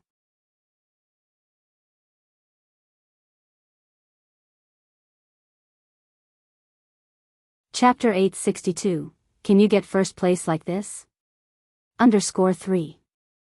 I just returned this afternoon, Mo Chishan said. Mo Baichuan glanced at Mo Chishan, then continued, "Has Uncle Six been very busy outside lately?" Asking a universally acknowledged useless man if he has been busy is practically the same as mockery. In fact, Mo Baichuan couldn't be bothered to mock this worthless Uncle Six. He wanted to see how Ni Young would react. How could Ni Young not be tired after acting with Mo Chishan for so long? Mo Kishin's thin lips curled slightly, his hands still peeling a pomegranate. So. What has Uncle Six been busy with outside? Mo Baichuan promptly asked. Trade secrets. Upon hearing this, the mockery in Mo Baichuan's eyes deepened. Trade secrets? Such words might pass if they came from someone else's mouth, but coming from Mo Kishin, they were truly bizarre. No wonder Mo Kishin's reputation outside was so poor. Since it's a trade secret, then I won't pry. As he spoke, Mo Baichuan's gaze swept past Yang. Yang was just like before, her attention entirely on the plate of gleaming, jade-white lychees as if she hadn't spared him a glance from start to finish. Had she really not looked at him? Mo Baichuan narrowed his eyes, then turned to look at Grandfather Mo and Grandmother Mo before continuing, Grandpa, Grandma, I plan to get engaged to Jingrong soon. As Grandfather Mo was drinking tea, he sprayed out all the tea in his mouth upon hearing this. What did you say? Grandmother Mo was also startled. Baichuan, marriage is no trivial matter. You can't just do whatever comes to your mind. Mo Baichuan was also at the age suitable for marriage and having children. Under normal circumstances, hearing such news, the two elders would certainly be very happy. But now, they couldn't be less happy. After all, Mo Baichuan's intended fiancé was Zhao Jingrong. The outside world knew that Zhao Jingrong was once Mo Kishin's fiancé. If Mo Baichuan really got engaged to Zhao Jingrong, what would the outside world think of the Mo family? Mo Baichuan then said, Jingrong and I have been together for such a long time. I know she is a very good girl, so I want to settle the matter sooner rather than later. Claiming the engagement was a spur-of-the-moment decision. He wanted to provoke Yang. Upon hearing he was to get engaged to Zhao Jingrong, Yang definitely couldn't hold back. Grandfather Mo wiped his mouth with a tissue. Baichuan, calm down, Zhao Jingrong is not a good match. Mo Baichuan looked up at Grandfather Mo, Grandpa, Jingrong is my girlfriend, I know better than you whether she is a good match or not. In the time Mo Baichuan had spent with Zhao Jingrong, she was gentle, considerate, kind, a very qualified girlfriend. Grandfather Mo sighed. Grandmother Mo hesitated, then spoke, Baichuan, Zhao Jingrong, she used to. Are you trying to say that Jingrong was once Uncle Six's fiancé? Mo Baichuan said. Yes, Grandmother Mo nodded, you know that's good. All these circumstances, I need not say more, you should be very clear, right? Grandmother Mo truly looked down upon Zhao Jingrong. Mo Baichuan's eyebrows furrowed slightly as he continued, the reason Jingrong broke off the engagement with Uncle Six is that Uncle Six had no ability to keep her. Moreover, she and Uncle Six were initially betrothed as children, and it's been so many years since such practices were abolished. Child engagements are already null and void, and Jingrong has the right to choose her happiness. You and Grandpa can't dismiss her as a good girl just because she broke off the engagement with Uncle Six. Grandmother Mo wanted to say something more, but Grandfather Mo raised his hand. All right, you want to get engaged to her, right? Then get engaged. We won't interfere with this matter, but let me say something beforehand. Please speak, Mo Baichuan said. Grandfather Mo continued, since you have decided to get married, don't think about getting divorced later. Our Mo family can't afford to lose face like that. You can count on me, Mo Baichuan said, full of conviction. Grandfather Mo's expression was a bit gloomy, but in front of Yang, who had been Mo Kishin's fiancé, it wasn't good to blast her openly. What if it scared the future daughter-in-law? Yang didn't want to get involved in Mo Baichuan's business and, moreover, Mo Baichuan was too conceited. If she stayed any longer, he would likely get the wrong idea again, so she proposed to leave. Besides, she wasn't suited for staying in such a situation. I'll take you, Mo Kishin said, packing the peeled pomegranate into a bag. Leaving? Mo Baichuan looked up at Yang. Was Yang feeling jealous, so she decided to leave?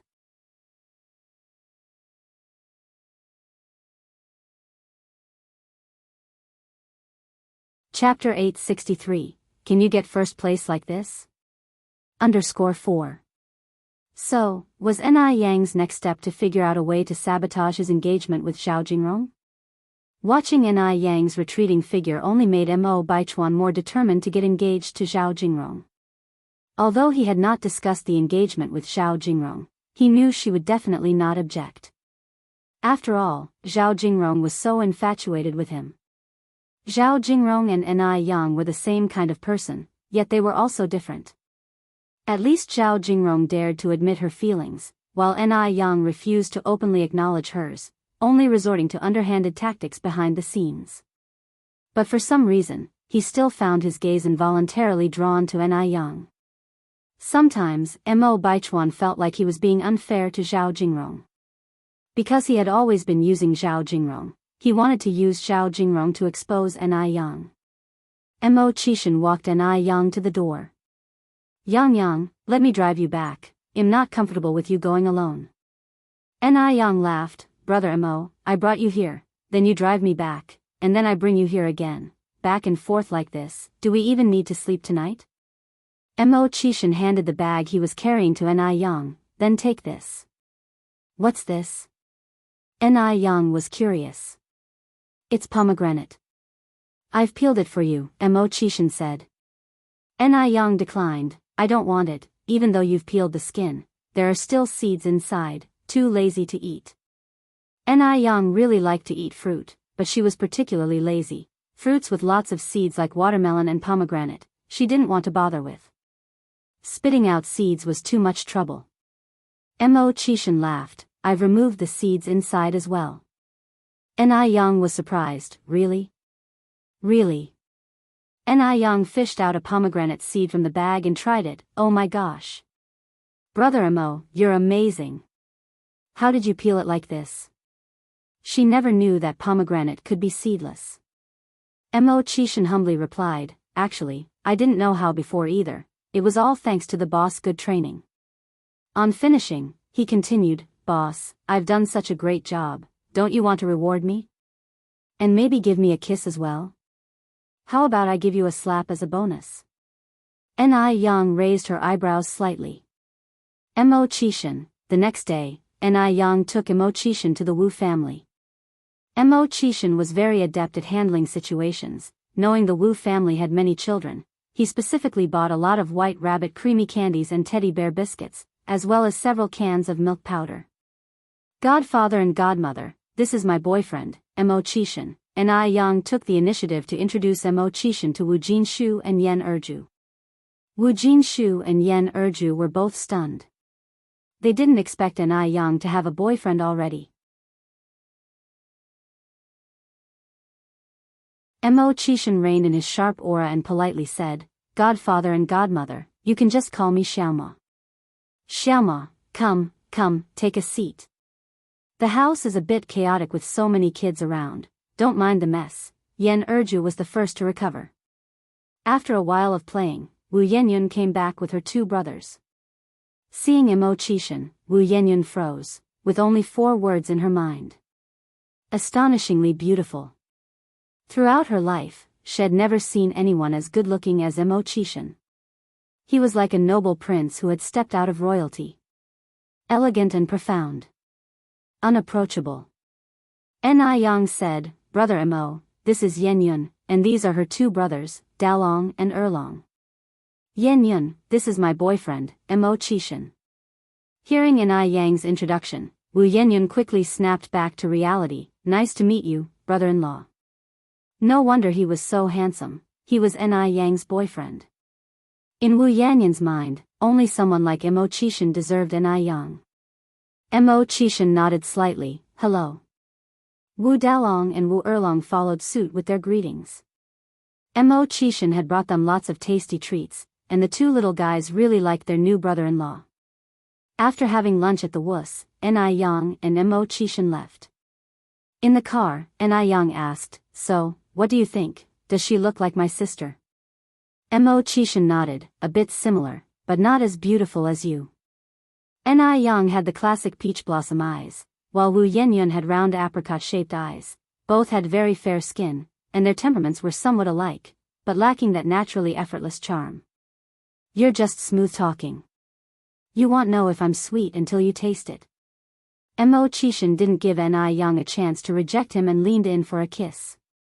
Actually, Ni Young had noticed, Mo Chishan really liked to kiss her, and his hands were always wandering.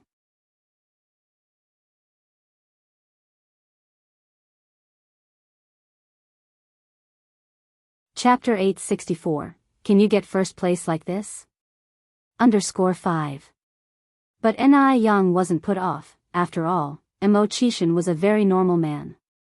A little physical playfulness was only natural for a boyfriend and girlfriend, otherwise, it would be strange.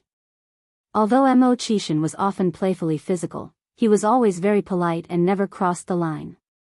After a while, Mo Chishan continued, Where do you want to go this afternoon? I'm going nowhere in particular, what about you? Ni Young glanced sideways at him.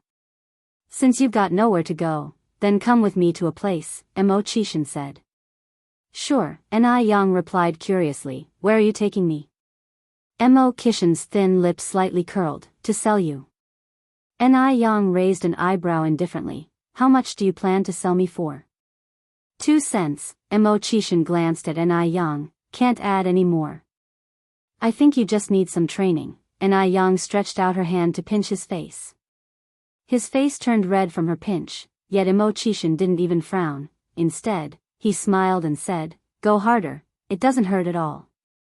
Ni Young, after a while, Mo Chishan went on, I want to take you to a brother's place. Brother? Your older brother? Ni Young asked. Mo Chishan shook his head, Not a blood brother, but he has done me a great favor, closer than a real brother, lived in Shanghai for many years, and only recently came to Beijing. Remember to save me some face in front of others later.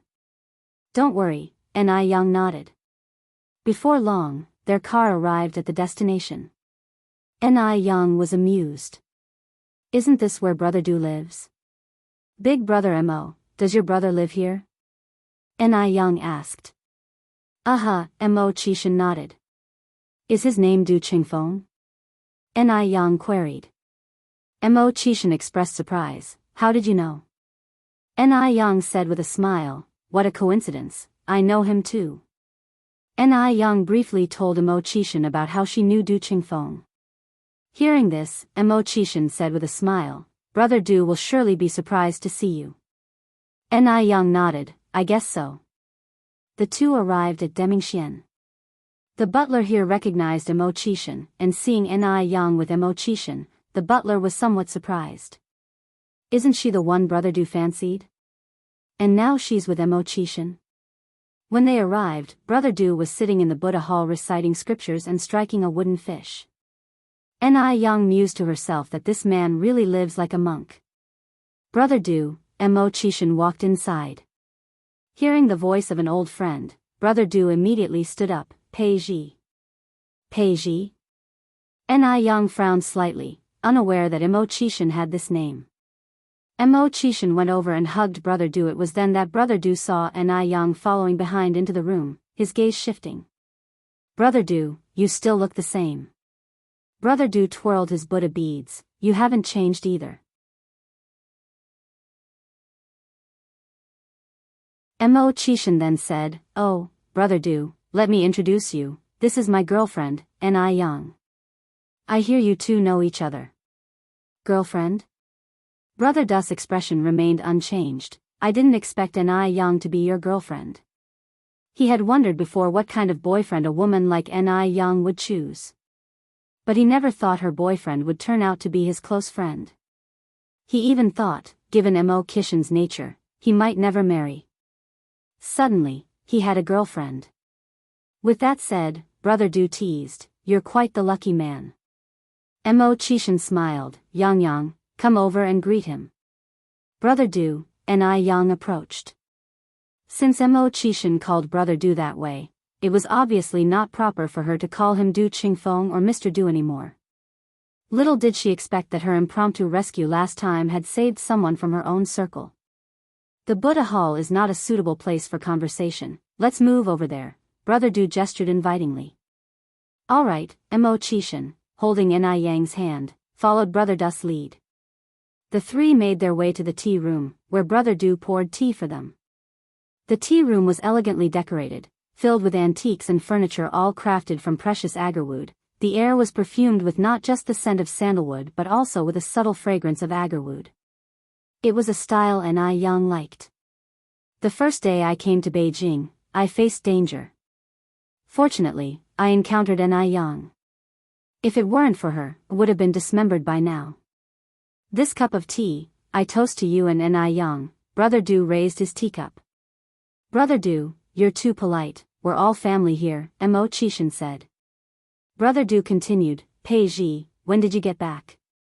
I just came back yesterday, Mo Chishan replied. Brother Du set his cup down. I see you two seem ready for good news, planning to get married soon?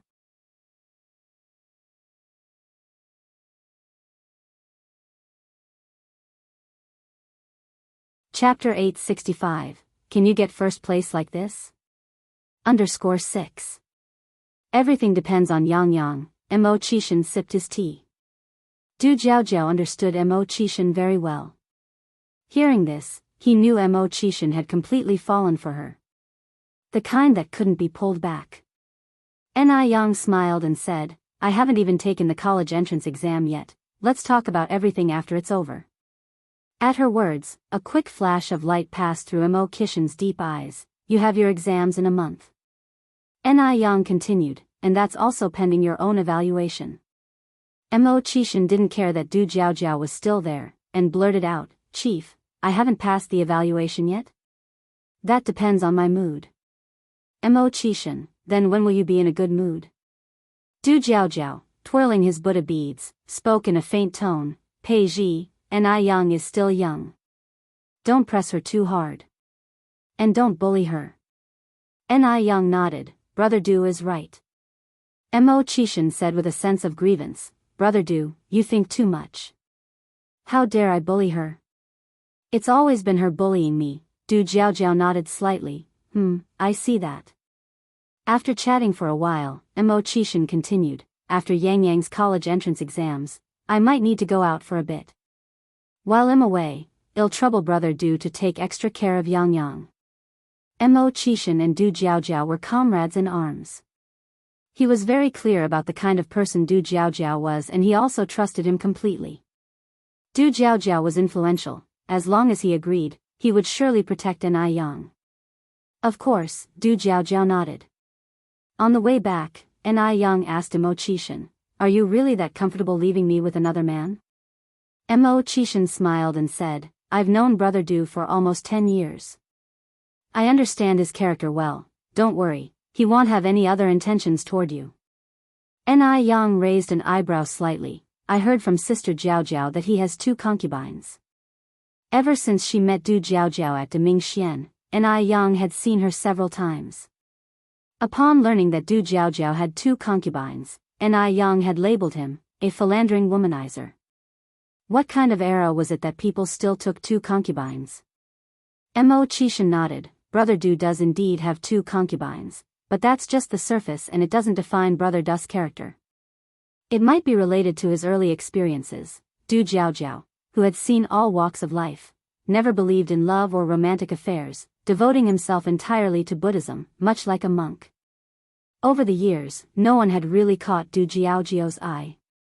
Even a fairy, in Du Jiaojiao's view, was no different from an ordinary person. To put it bluntly, Du Jiaojiao would never fall for a woman in his lifetime. Surface appearances? Yang asked with confusion, What do you mean? Mo Chishan continued, Brother Du is the powerful Du Jiaojiao known throughout the area and naturally can't show his true feelings, so, those 2 concubines at home are nothing but a facade to throw opponents off. Yang furrowed her brows slightly, You mean, all this is fake?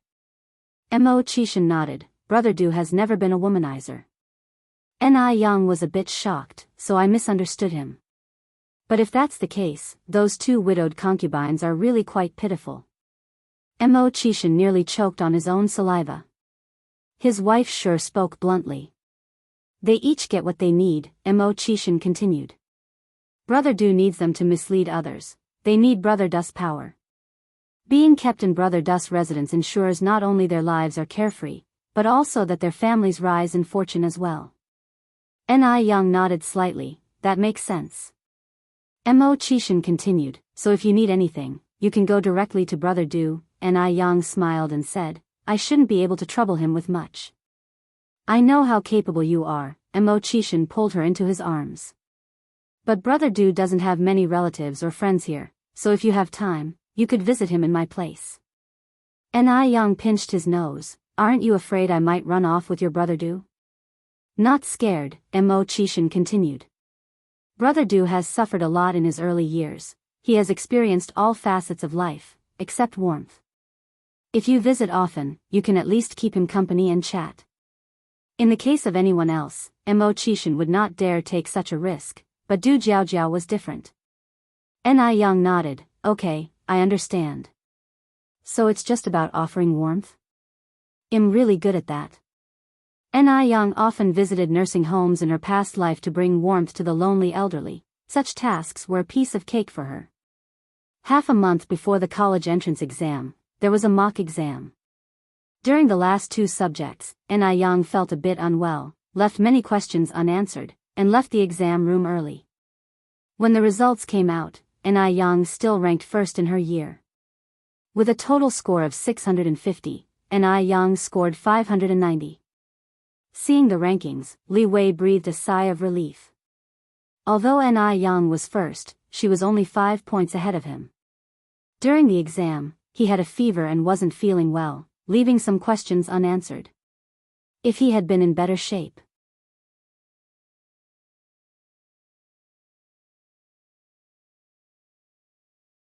Chapter 866, Dominance to Death, Both Cool and Beautiful. Upon hearing this, another teacher curiously leaned over and asked, what happened? How come Ni Young only scored in the teens for physics and history?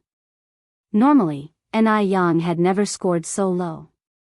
By her side, Ni Yang's homeroom teacher, Teacher Su, said, she wasn't feeling well and handed in her paper early. No wonder, said the teacher who had spoken. Old Su, it looks like this year's top student in our city will definitely be Ni Young from your class. Teacher Su adjusted her glasses and replied modestly, there's always someone better than the best. It's too early to be certain. Zhang Cheng felt very uncomfortable when he heard this.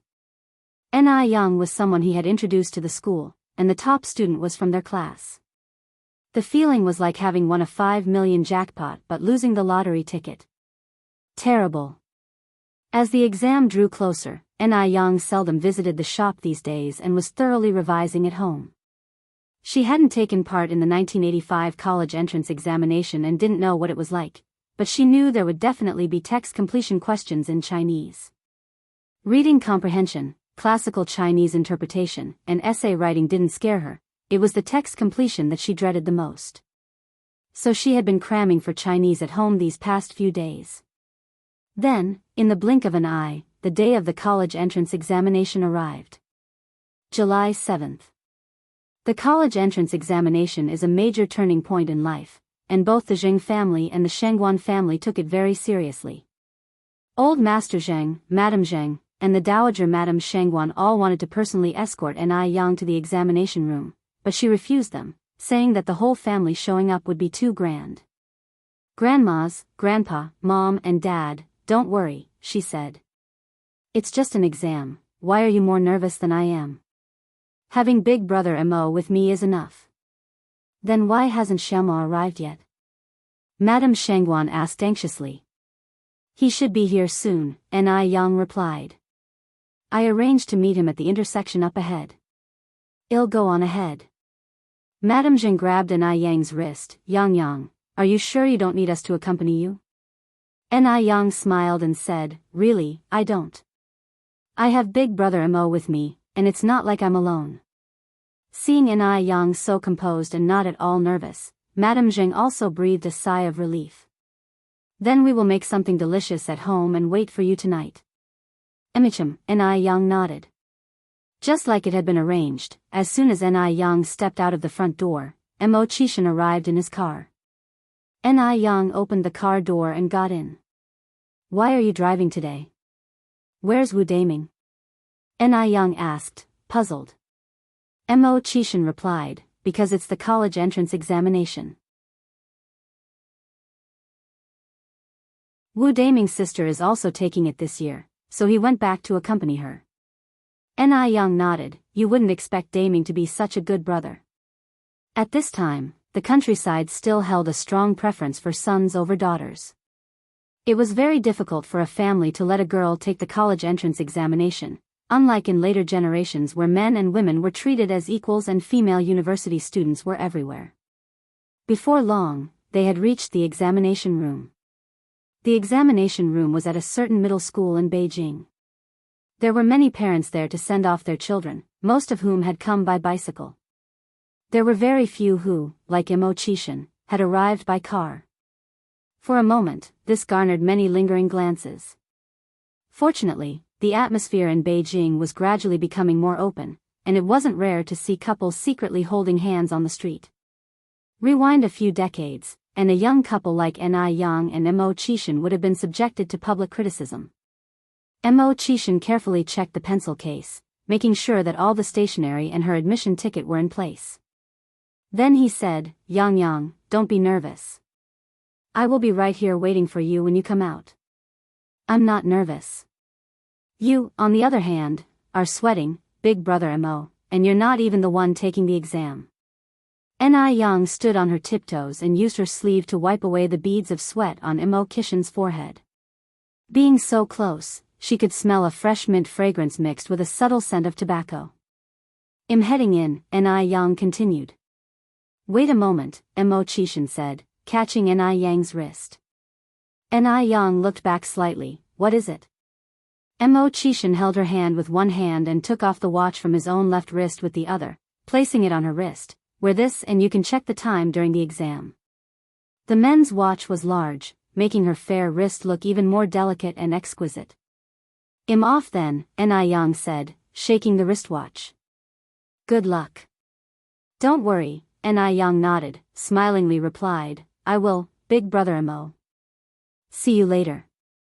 Mo Chishan waved at her and watched as her figure disappeared at the school gate.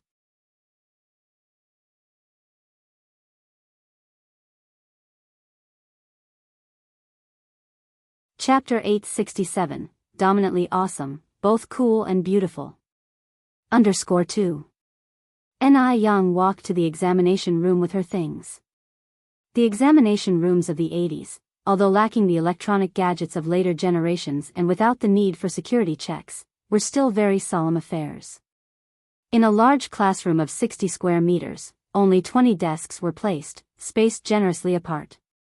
With 4 proctors on duty and rotating inspectors overseeing the room, cheating was all but impossible. Ni Yang's seat was by the window in the first group. As the exam had not yet begun, murmurs quickly spread from the surrounding. Beauties, regardless of the era, would always receive special treatment. My God, which school is she from? She's so pretty. Idiot, didn't you see the uniform? She's from Third City Middle School.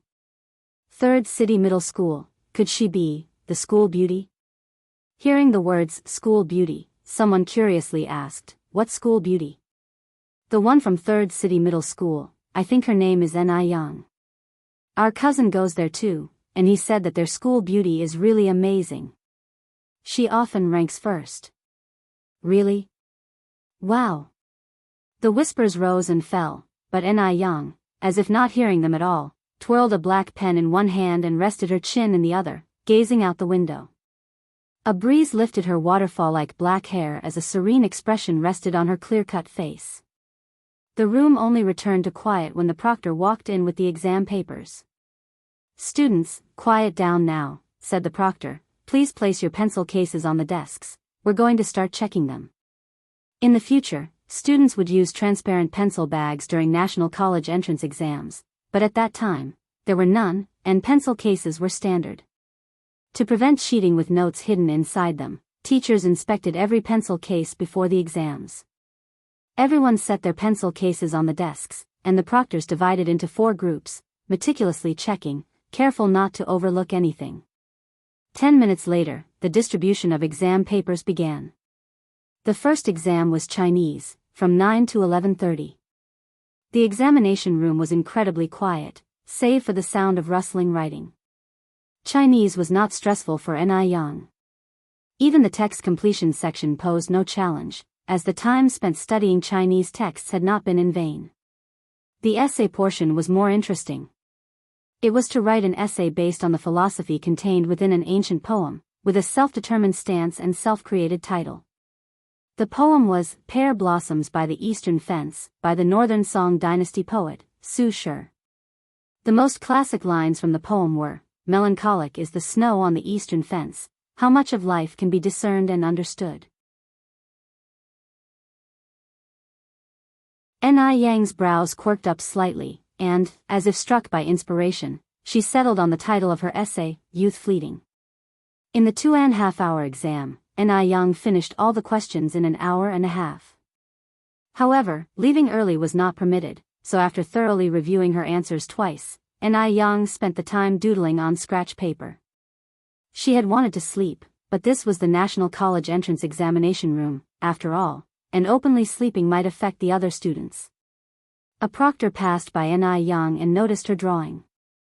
Firstly impressed, then shook their head in resignation. Although her drawing looked decent, this was an exam after all, and these exams determined one's future path in life. How could she be so carefree? That was irresponsible to her own life. An hour quickly passed, and outside it was the peak of the sun's strength. The scorching heat was uncomfortable. As soon as Ni Yang stepped out of the door, a shadow enveloped her from above, and the burning sensation on her skin immediately lessened considerably. It was Mo Chishan coming over with an umbrella. "Yang, you must be burning up. Have an ice pop first." Ni Yang replied with a smile, "It's okay, it wasn't hot in the classroom. I didn't realize it was so hot outside." "Where did the ice pop come from?" "Over there," Mo Chishan pointed towards the roadside. At that time, ice pops were sold out of insulated boxes, and knowing today was the day of the National College entrance exam, the seller had timed his arrival perfectly. At the moment, the uncle was surrounded by a crowd. Ni Yang turned her head and raised an eyebrow in surprise, struggling to imagine Mo Chishan jostling with so many people for an old-fashioned ice pop. Taking a bite of the ice pop handed to her, the coolness was refreshing and the flavor classic, loaded with memories. "Brother Mo, want a bite?" Ni Yang offered the ice pop to Mo Chishan's lips. The two had already kissed, so sharing an ice pop was naturally not a concern, and moreover, Mo Chishan had bought only one ice pop precisely to share it with Ni Yang.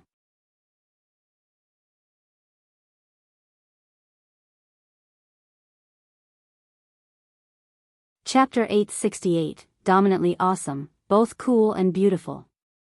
_3. They shared the popsicle, taking turns, and quickly finished it. Since they had math and English exams in the afternoon, the two did not go home but found a restaurant to eat. After lunch, Mo Chishan found a guest house for them. Ni Yang rested for over an hour at noon and then returned to the examination room.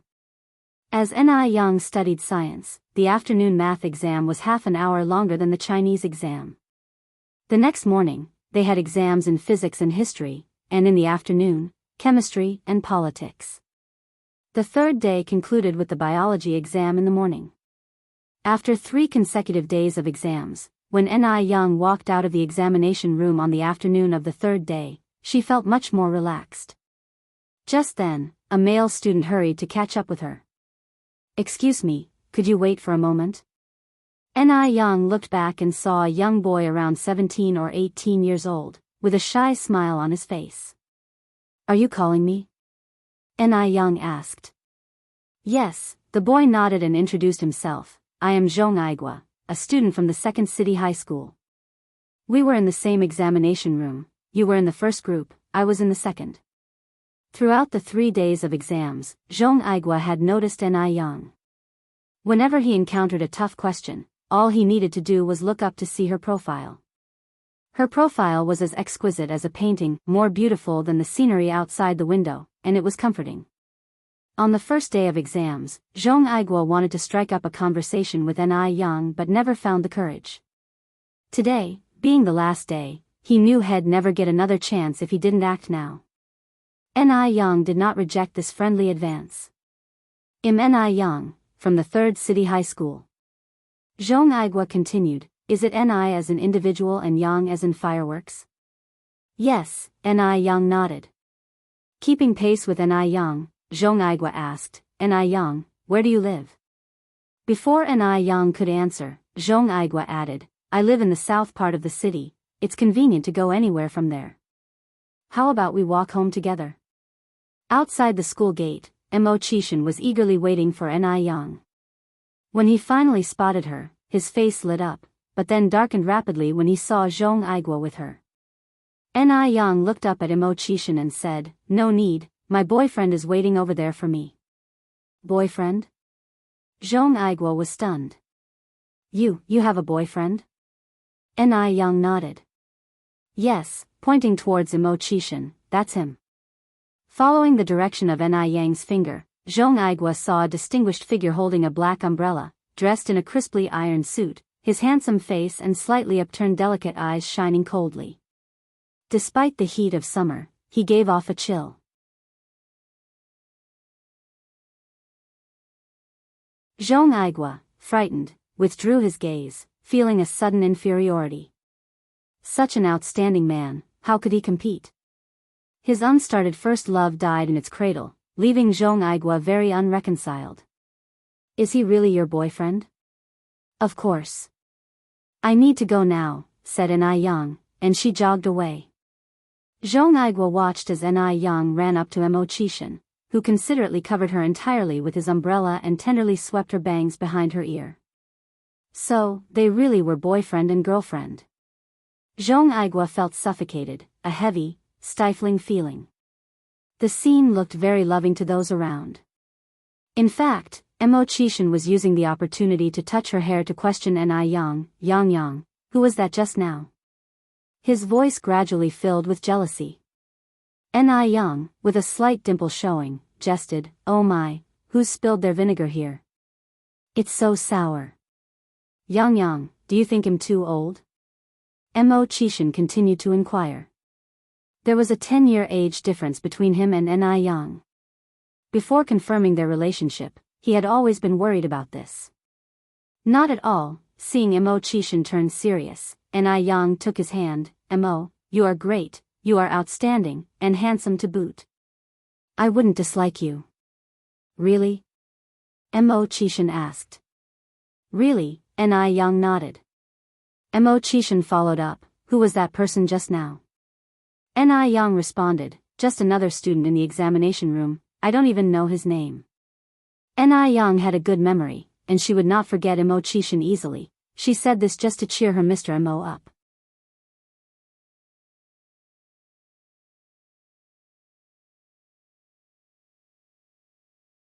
Chapter 869, Dominantly Awesome, Both Cool and Beautiful.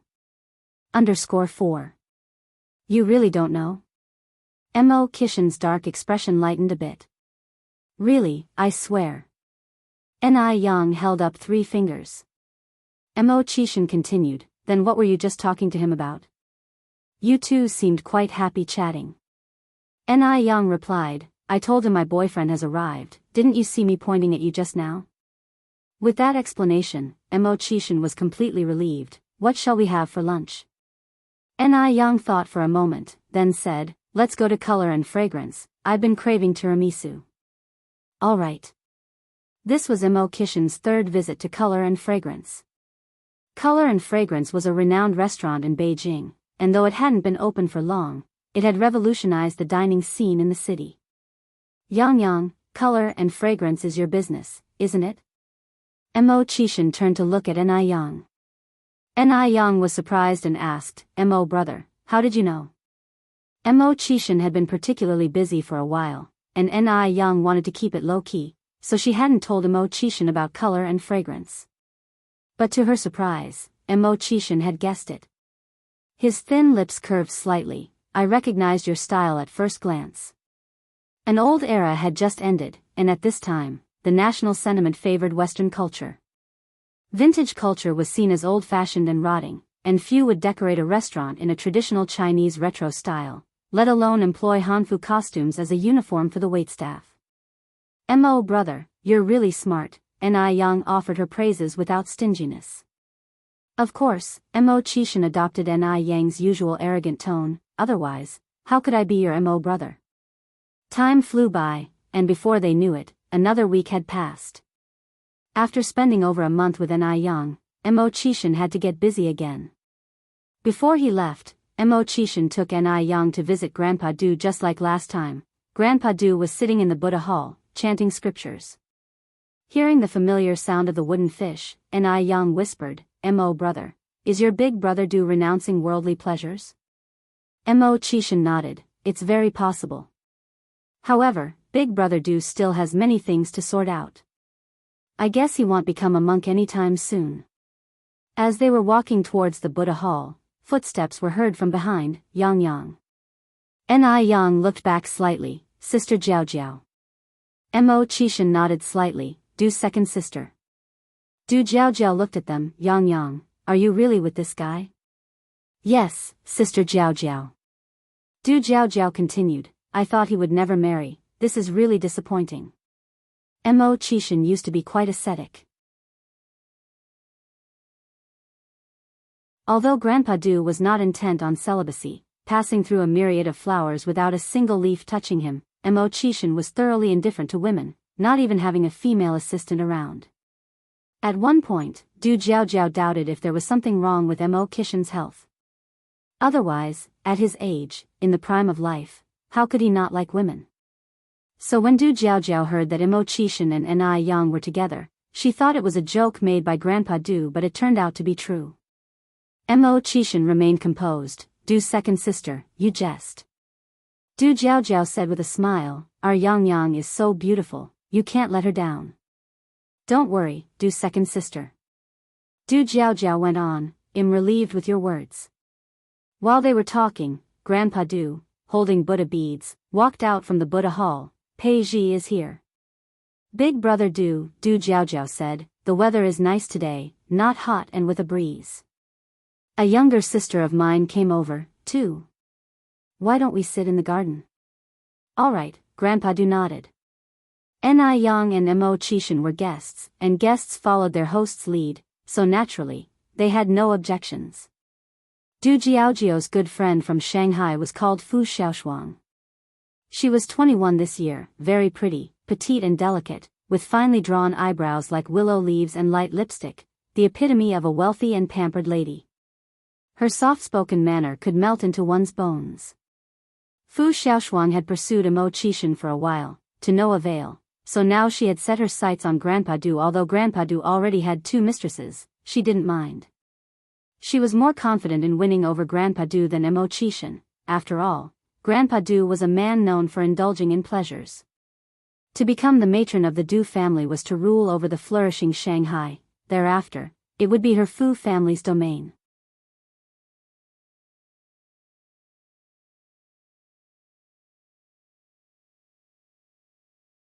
Chapter 870, Dominant and Dead, Both Cool and Beautiful.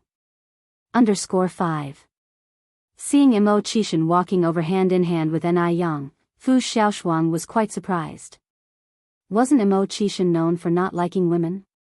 She had pursued Mo Chishan for over a year, but not once did he even glance her way. Unexpectedly, in the blink of an eye, Mo Chishan was with someone else. Fu Xiaoshuang was somewhat unable to accept it for a moment. In terms of timing, she was the one who knew Mo Chishan first. Logically, it should be her who ended up together with Mo Chishan. Although Du Jiaojiao's father was also a good catch, he already had 2 mistresses. What man in today's society still has multiple wives and concubines? In Fu Xiaoshuang's heart, she favored Mo Chishan slightly more, having given up on him previously because she thought he didn't like women. Had she known Mo Chishan liked women, she wouldn't have given up on him.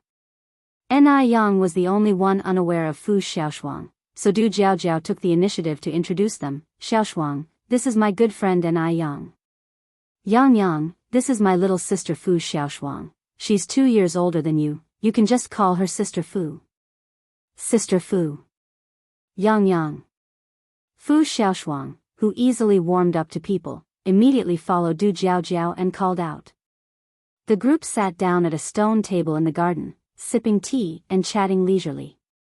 Fu Xiaoshuang seemed quite interested in Ni Yang, constantly engaging her in conversation. Ni Yang faintly felt that something was off about Fu Xiaoshuang but still greeted her with a smile. Du Jiaojiao's father looked up at Fu Xiaoshuang, a tinge of darkness flashing in his eyes, rotating the Buddha beads in his hand. Refill Miss Fuss cup, please. Of course. The servant by their side immediately poured tea for Fu Xiaoshuang.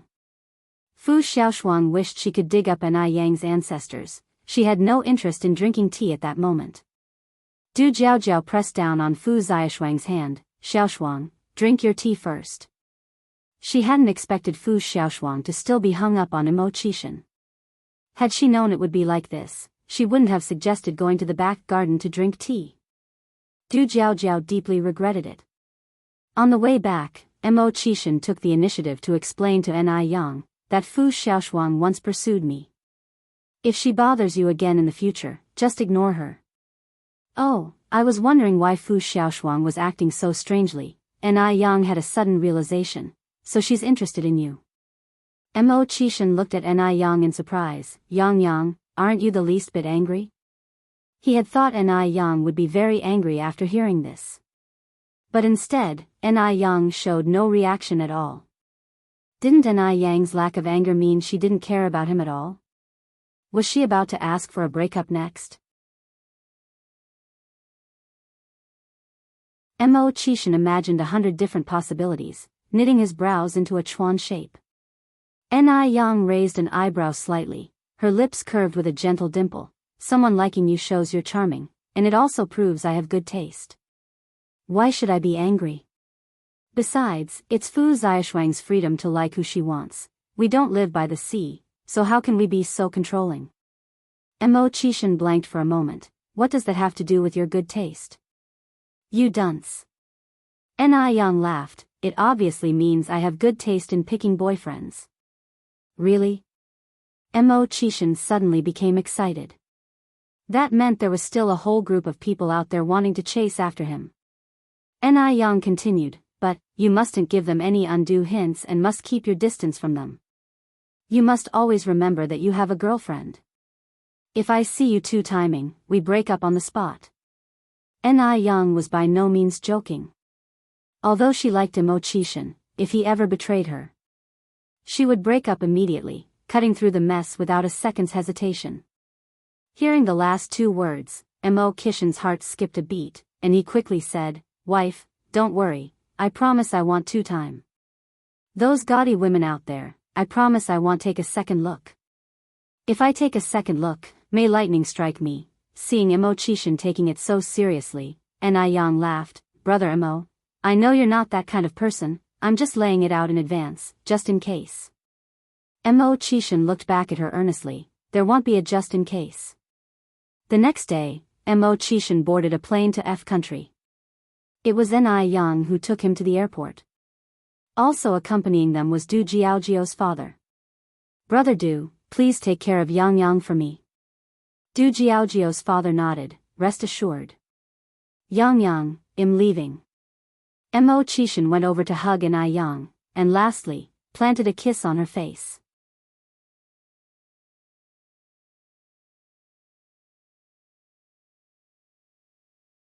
Chapter 871, Dominantly Awesome, Both Cool and Beautiful. _6. Mo Qishan held her and seemed reluctant to let go, and Ni Yang reminded him, "Brother Mo, your boarding time is approaching, it will be delayed soon." Mo Qishan sighed and said in a low voice, Yang, I can't bear to leave you." "Don't worry, I'll write to you, and I'll call you when I can," Ni Yang said. In an era where communication tools were not well developed, making international calls was not easy. Writing letters was also inconvenient as it took a long time for them to arrive. Mo Qishan tightened his arms and hugged Ni Yang firmly before finally letting go. It was only after Mo Qishan's figure disappeared at the boarding gate that Ni Yang turned to leave. "Brother Du, let's go." "Okay." Du nodded and followed Ni Yang. The weather was very hot. Today, Ni Young was not wearing a cheongsam but a simple white shirt and jeans. Even in such a simple outfit, she still caught everyone's eye, especially standing next to Du, who was clad in commoner's clothes. Throughout their walk, countless people turned to glance at them. Ni Young glanced sideways. Aren't you hot wearing so much? In the 6th and 7th months of the lunar calendar, the scorching sun was high in the sky, and it was the hottest time. She felt hot even in a thin shirt, but Du seemed unaware of the heat. He still wore his commoner's clothes and cloth shoes, and, oddly enough, there wasn't a single bead of sweat on his forehead. Not hot. Du twirled his Buddha beads. I was born with a cold constitution, immune to heat and cold. Really? Ni Young expressed her doubt. Do you want to check it? Du reached out his hand that was holding the Buddha beads. Ni Young paused. How could I verify that? Du raised an eyebrow. Aren't you a doctor? Ni Young had previously taken Du's pulse, but she hadn't noticed this peculiarity then. Could there really be such a thing as a natural cold constitution? While walking, Ni Young reached out to touch Du's wrist and listened intently to his pulse. Your pulse seems to be different from that of a normal person. Du withdrew his hand. That's the cold body constitution. Ni Young continued, someone with your type of body would be more suited for medical research. What do you mean? Du asked. Ni Young explained, simply put, it means that after you pass away, donating your body to medical researchers for dissection could lead to new breakthroughs in China's medical history. Ni Young hadn't planned on having much interaction with Du, but she had promised Imo Chishan to bring some warmth to this lonely old man. Life as a lonely elder was not easy. Du twitched his eyebrows. You're cursing me to die. Life and death are the common states of human existence, Ni Young continued. I'm certainly not cursing you. Du, twirling his Buddha beads, agreed, you're right. While they were speaking, they reached the outside of the airport. The car was parked outside. Brother Du, Miss Ni, the driver said as he promptly opened the door for them. That morning, it had been Du who picked up Imo Chishan. Du was a very considerate man and, worried Ni Young might be uncomfortable, he took the front passenger seat. Ni Young sat in the back seat. Having talked with Imo Chishan all the night before and not sleeping well, Ni Young was seated alone in the spacious back seat. She fell asleep within 3 minutes of getting in the car. A clear, picture-like face could be seen from the rearview mirror. Keep the speed down, Du instructed the driver in a low voice. Sure, the driver responded, immediately slowing down. The car drove slowly down the street when suddenly, hiss. The car, mid-drive, came to a stop. The sudden jolt woke Ni Young. Have we arrived? The driver, careful not to upset Du, replied, not yet, it seems the car has broken down. I'll go check. With that, the driver opened the door and stepped out of the car. Ni Young followed suit. The driver lifted the hood and inspected it, fiddling around for quite a while without success. It seemed Du was growing impatient as he also opened the door and got out. What's the matter? The driver said, the problem seems serious. Brother Du, we might have to walk back. The airport was located in a remote suburb, no village in front nor a store in back, and they had no communication tools with them. It looked like they truly had to walk back. It's 30 kilometers from here to Demingxian, Du stated flatly. 30 kilometers? That probably meant walking all day. The driver fell silent. He feared he might lose his job. Just then, Ni Young walked over to the front of the car and looked down, then said, hand me the screwdriver. Miss Ni, you know how to fix cars? The driver was surprised but immediately handed Ni Young the screwdriver.